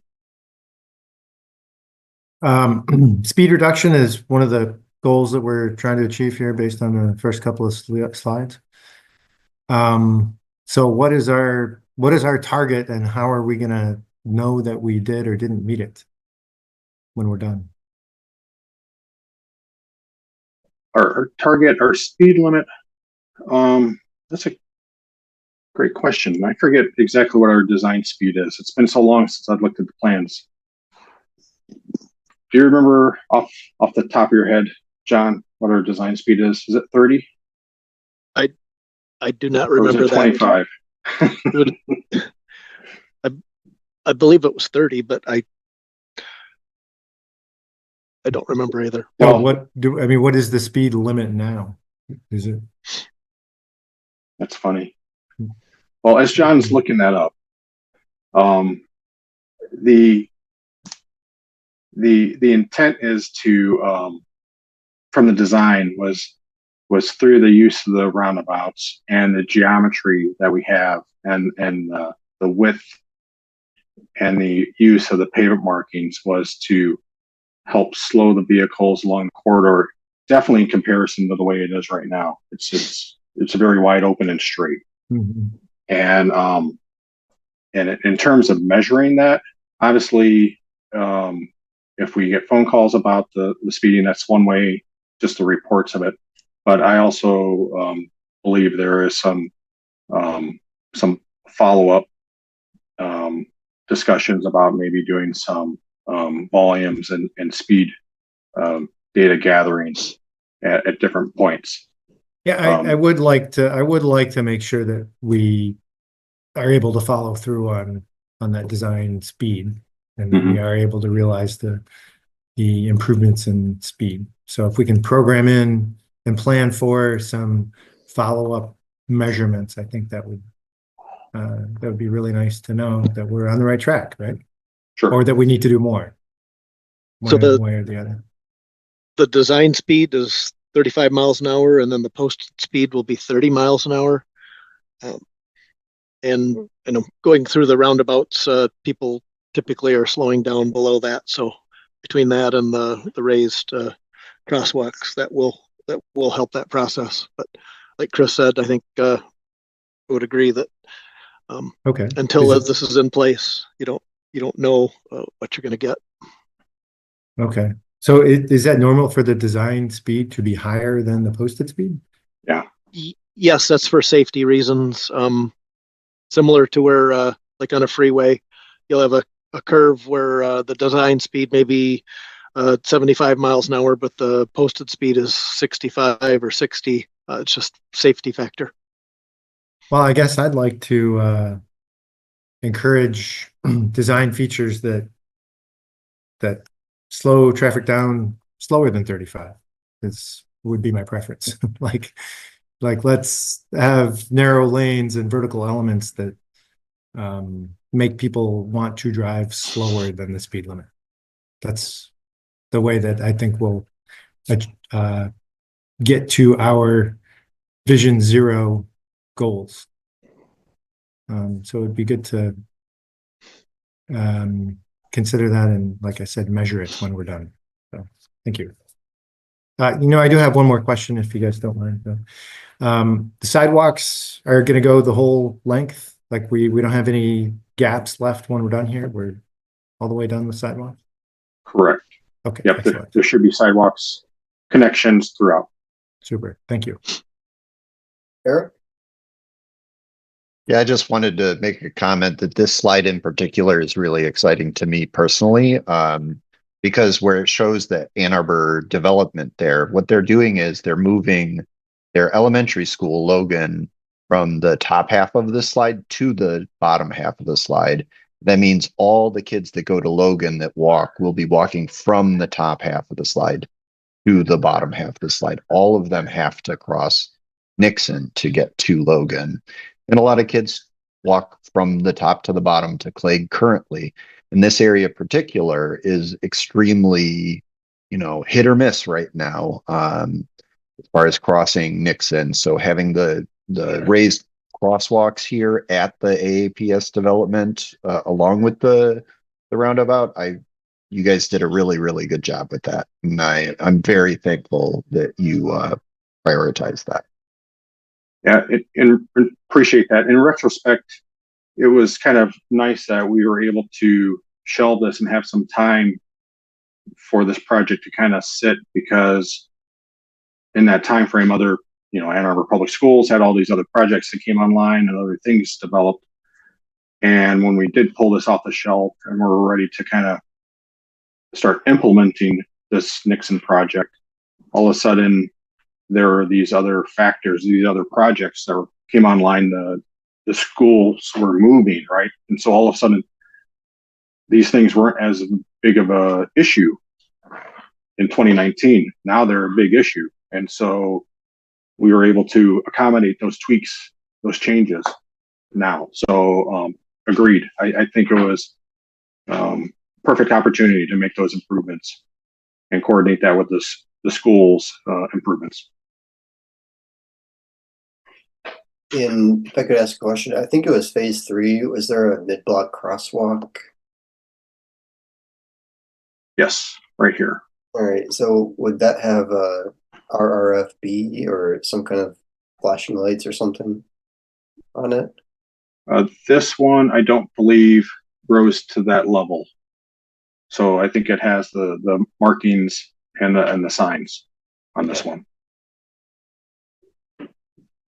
Maybe Eric knows the area better, but do you anticipate that being used for kids walking to the new Logan or Clegg? I don't think so. I think most of the kids are going to cross at that roundabout that's to the south of this. The one thing that neighbors have expressed a little bit of concern about at this mid-block crosswalk is that it's uphill. To the left is downhill, to the right is uphill. And so some people are a little bit concerned about this crosswalk with limited sight lines because there's rather large trees on the east and west sides of the road. So it may be something that we have to reevaluate down the road. But yeah, I think this, if I remember right, originally this was an area where there was going to be another roundabout, but public opinion was pretty negative on that. So in 2019, they took the 4th and 5th roundabouts away. Yep, that's correct. There is, by having the bike lanes at Argonne, you are able to kind of pull out a little bit and have improved sight lines. And then with the improved vertical profile on that road as you go from Argonne to the north, we're able to improve the sight line, vertical sight line on that too. So there are just little tweaks here and there that should improve the safety and the sight lines without cutting down the trees in that area, thankfully. All right, any other questions or comments? All right, well, I look forward to a summer of construction and seeing how it all turns out at the end of next year. Yeah, bear with us. And, like John, myself will be prime contact. So if anybody does have any questions during construction, feel free to reach out to us. Thank you for allowing us to present. Yeah, thanks to the whole team for coming by tonight. Appreciate it. Yep. All right. Next up are staff reports and updates. Luke, if you wouldn't mind. All right, thank you, Chair. You have staff's apology. There's some editorial work that's not properly done. We caught that. We'll still go over the document, and for our final version, we'll make those corrections and finalize this correctly. At the very first, this is one of those errors. This one is talking about North Main Street transportation study.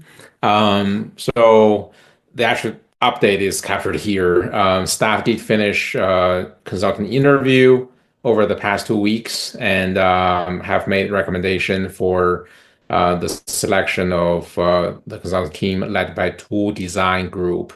And that is staff is working on the city council approval process. So this is headed for city council for finalization. Next one for state trunk line transfer study or negotiation. This one has received a slight movements forward. MDOT and city, the negotiation teams have scheduled for their first meeting. That's going to happen next week. Micromobility. Right now, we are in the extension for the service from SPIN, and City Attorney's Office is working on a draft agreement, and the hope is to have that agreement finalized and approved before the end of June of this year. Moving on to talk about the road safety audit, which is in the area of Glen Avenue, Ann Street, Catherine Street, and Zena Pitcher. So this is an area where we did have serious injury crashes at the intersection of Glen and Ann consistently a couple times over the past few years. And the city received a grant award for the road safety audit portion, as well as a future construction portion in this general area. So the road safety work is being done at this moment.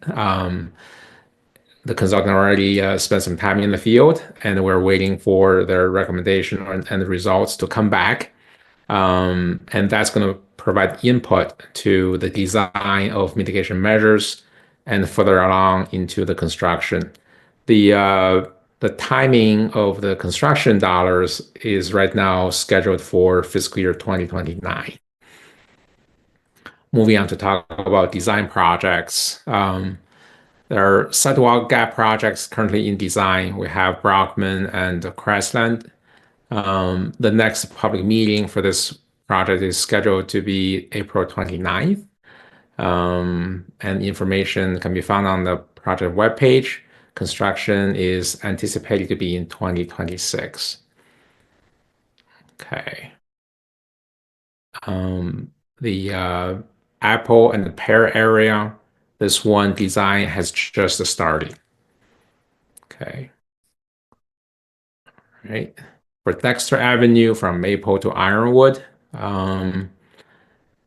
this one is along with many other capital projects. We moved them over to the City Engage website, and construction is also scheduled for 2026. All right. So there's a little bit of editorial issues here with this topic, but overall, for Safe Street for All grant, this grant is supporting 2 projects. And one of them is the near miss analytics process. That one has already received environmental approval from Federal Highway, and city is moving along with the team led by Omtree. That's the University of Michigan Transportation Research Institute. So that project will move ahead. There's another portion of bike lane construction and speed management program that is also supported by Safe Street for All. And this portion has not cleared the environmental review process. And right now we are still waiting for that process. So staff is closely coordinating with Federal Highway, but there is a delay in the schedule. And a couple of weeks ago, before the end of March, staff did issue stop work order for this portion of the program. North University design. This project is the construction is going to happen in 2026, and there will be a presentation to the commission in June of this year. Similarly, for Packer Street, it's under design right now, and there will be a presentation on this project next month. Talking about construction projects, the 2025 street resurfacing project, that project is currently underway and will continue into fall. There are sidewalk gap filling projects that's already happening. Independence Boulevard, Sequoia Parkway, and Whitewood Street. Miller Avenue construction, that's also underway, and this project will continue into the November of this year. State Street from South University to William, this is a project that's going to change the cross-section and include a transit-only lane. Construction is scheduled to start in a few weeks or next month. We just heard about details about the Nixon Road construction.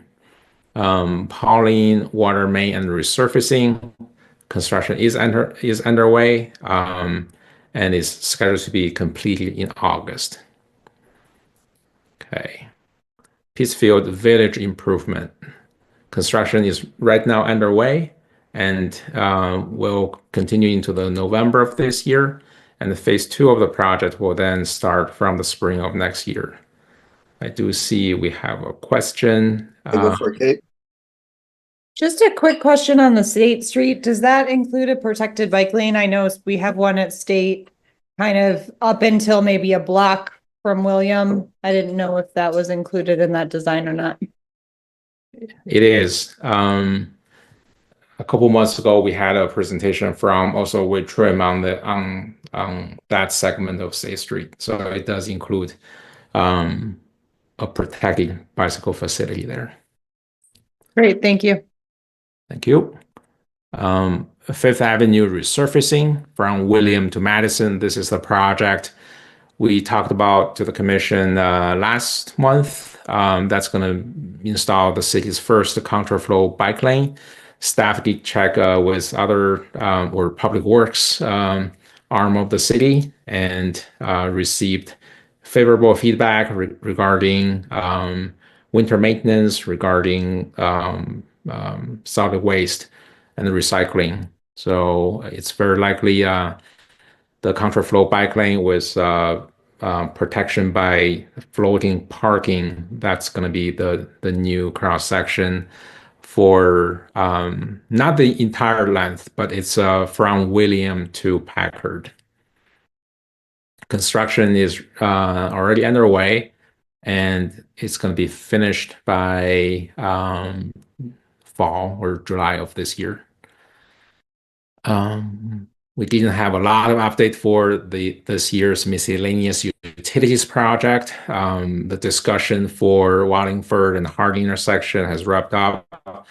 Staff is going to proceed with converting the intersection to all-way stop and realignment of the crosswalk for crossing Harding.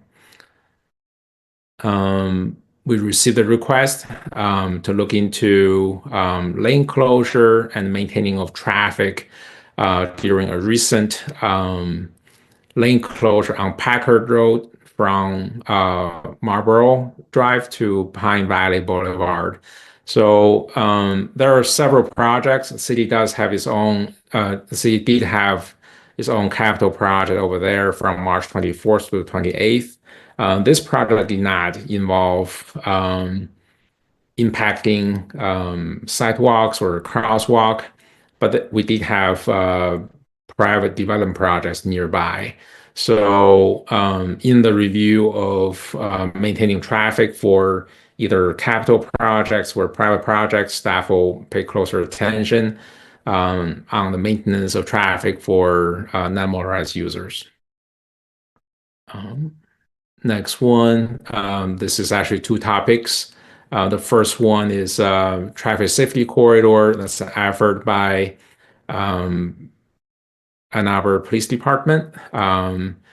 Public services and engineering, we're working on sign installation to convey the information to motorists and other users about the enforcement and education and encouragement along three corridors: Packard, Washington, and Jackson Ave. The rest of the paragraph belongs to a different topic. This is about the enhanced enforcement of bike lane. This one will probably need to follow up and provide a better response next month. We're waiting for some input from Acting Commander Mike Sherba on SPD is actively working on this topic. Streetlight LED conversion project. The city and state grant agreement is near completion. So DTE has already started the procurement of materials for this project. In the University of Michigan Smart Intersection Project, this is one of their projects in the connected vehicle technology world.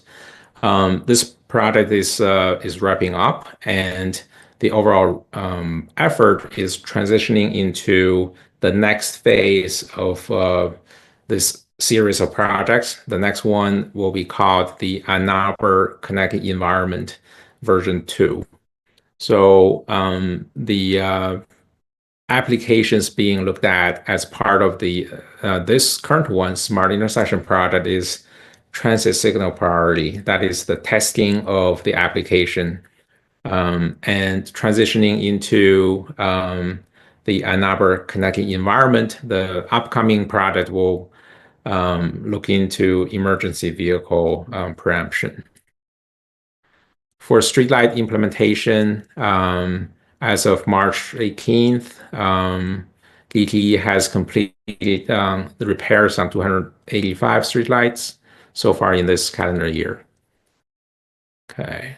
Neighborhood traffic calming program, we stand in the same condition as last month's report in terms of which ones are under construction and which ones are under the engagement phase.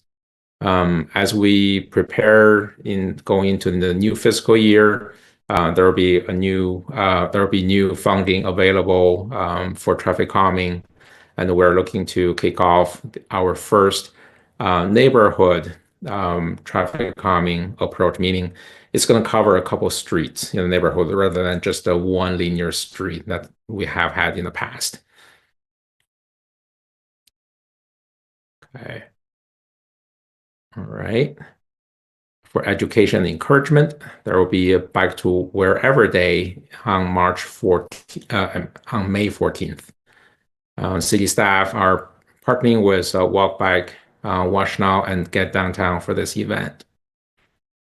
Okay, then moving on to talking about converting our traffic signals to cancel flashing yellow arrow during pedestrian actuation.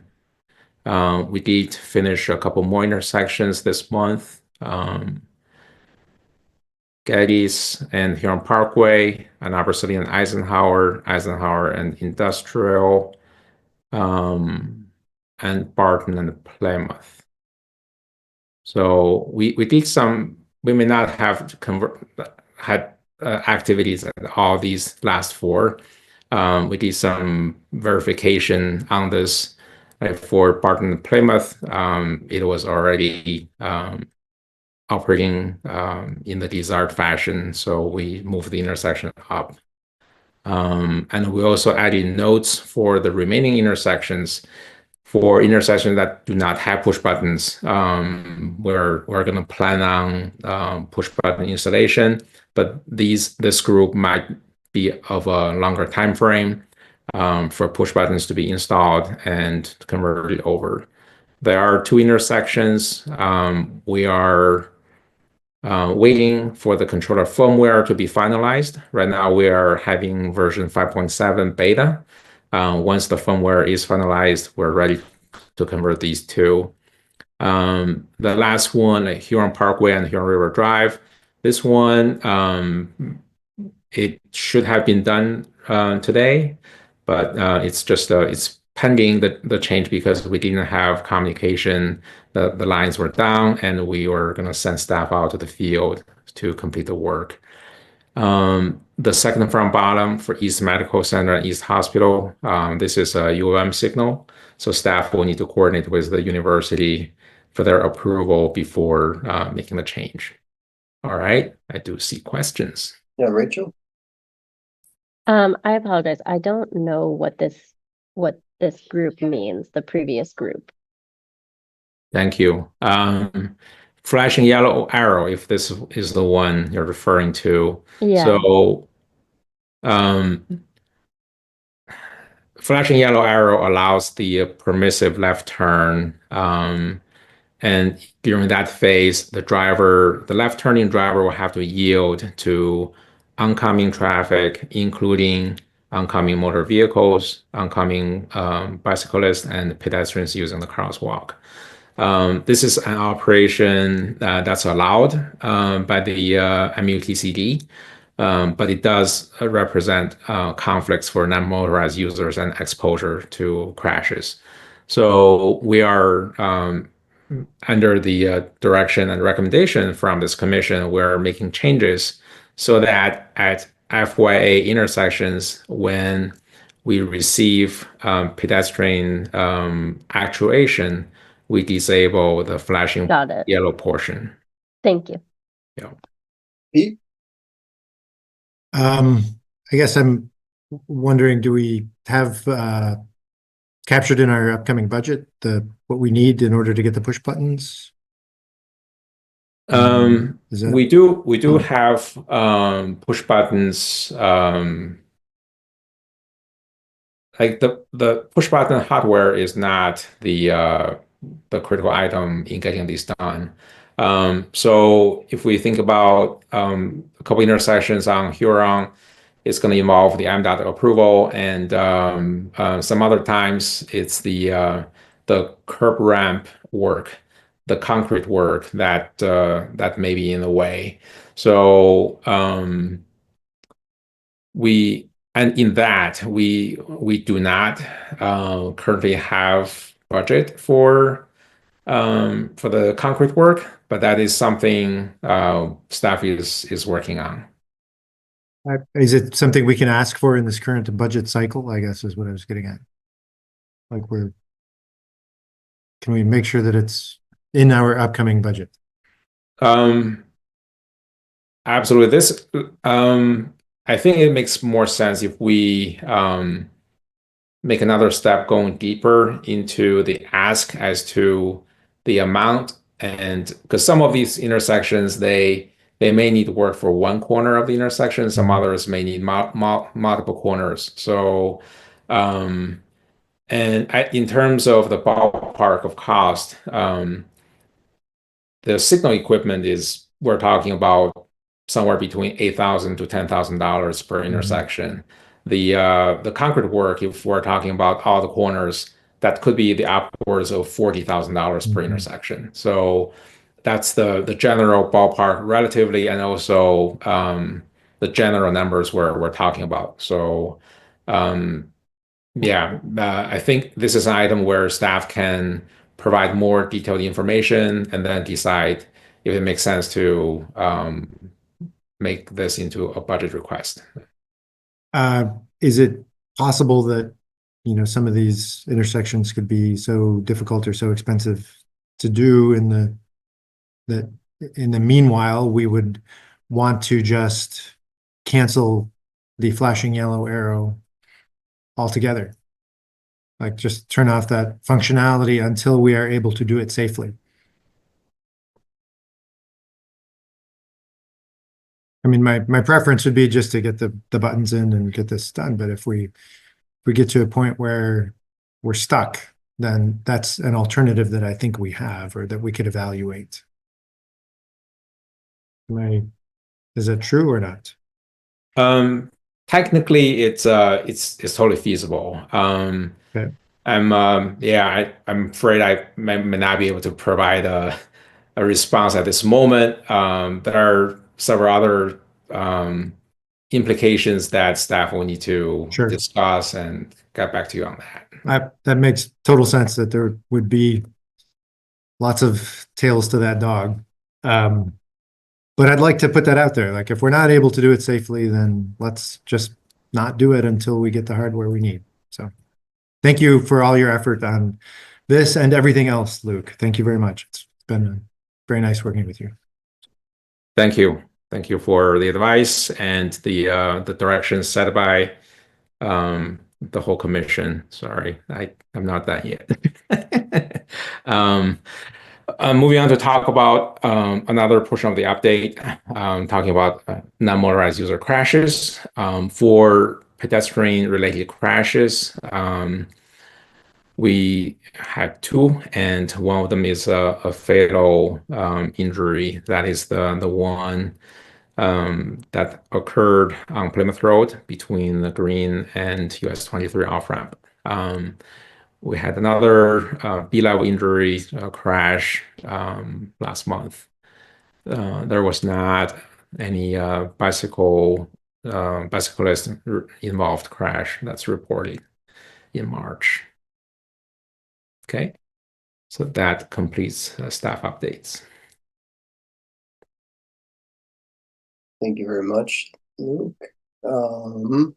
Liaison reports. Any commissioners who serve as a liaison to another body or organization? Any brief summaries or updates at this time? Yeah, one. Tough to follow up that notification about Dutch Tram. Really sorry to hear about that.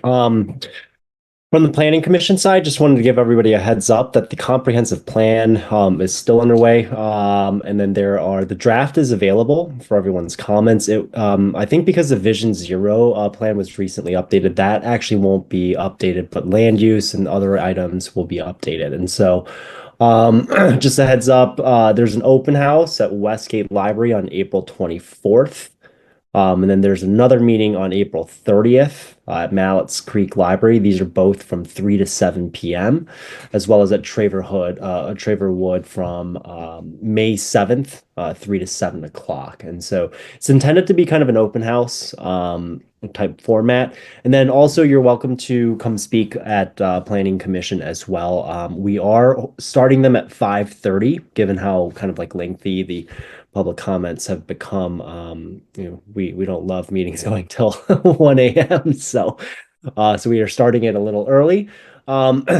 And then the other one that I wanted to also put on your radar is that the site plan for 2845 State Street, which is Arbor South, was seen yesterday and postponed to June. But there are some transportation elements that could be of interest to this group. There's some materials regarding bike lane additions / like completing bike lanes, and then also some additional coordination with the AAATA in adding exterior bus stops. So there's a few engineering items. So it sounds like it's been kicked to or postponed until June 17th is my understanding at this time, but it's a fairly sizable project involving my former employer. So wanted to give everybody a heads up on that one. Other than that, please participate in the comp plan. We want to hear from everybody. So that is, I think, all I got for now. Thank you. Thanks, Manu. Yeah, the Arbor South project is on our long-term agenda list. So definitely something we'll look at later this year, maybe. Anyone else? Dharma? I wasn't sure if this is where I report out council stuff. But in the last council meeting, we unanimously passed a resolution that was really about aligning city operations with Vision Zero and the 2030 vehicle miles traveled reduction targets. And in part, the inspiration for this resolution came from the resolution passed by this body in relation to working closely with the schools on some of their site plans where they interact with public rights of way. And I think what I took away from an informational meeting that we had in this commission about it was that there's not consistency through every level of the city operations when it comes to what we're trying to achieve. Obviously, there are in many. We heard a lot about a huge project that's being done that's obviously taken these two goals seriously. But this is really about aligning throughout all units. And I did link it in my newsletter. You guys can find it online from the last agenda. Aligning all of the city units along these goals where they touch transportation and making sure that each plan that touches transportation explicitly addresses states how it addresses meeting the VMT and the Vision Zero goals, and that our annual budget explicitly reflects and supports these plans. So thought that would be of interest in this group, and I continue to work on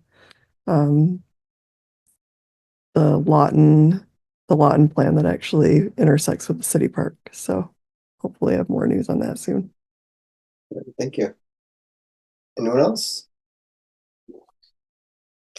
All right, next up, commission member communications. Anyone has a update or a report they want to share? Now's the time. All right, as mentioned earlier, Luke is heading out to a different position outside the city, unfortunately, here, but I really want to thank him. He stepped in so incredibly admirably when Raymond left the department. And so, Luke, I just think you've done an absolutely amazing job since last year when you just seamlessly stepped in, and it made us miss Raymond a lot less, certainly. But no, you've done a fantastic job. So thank you so much, Luke, and and good luck to where you're going next. And I know we'll work well with Cynthia as well. But thanks a lot, Luke. You've done a lot for the community here. Thank you so much. Yeah, I'm not going too far away. This is a great city, and the commission, the staff team, that's a great platform.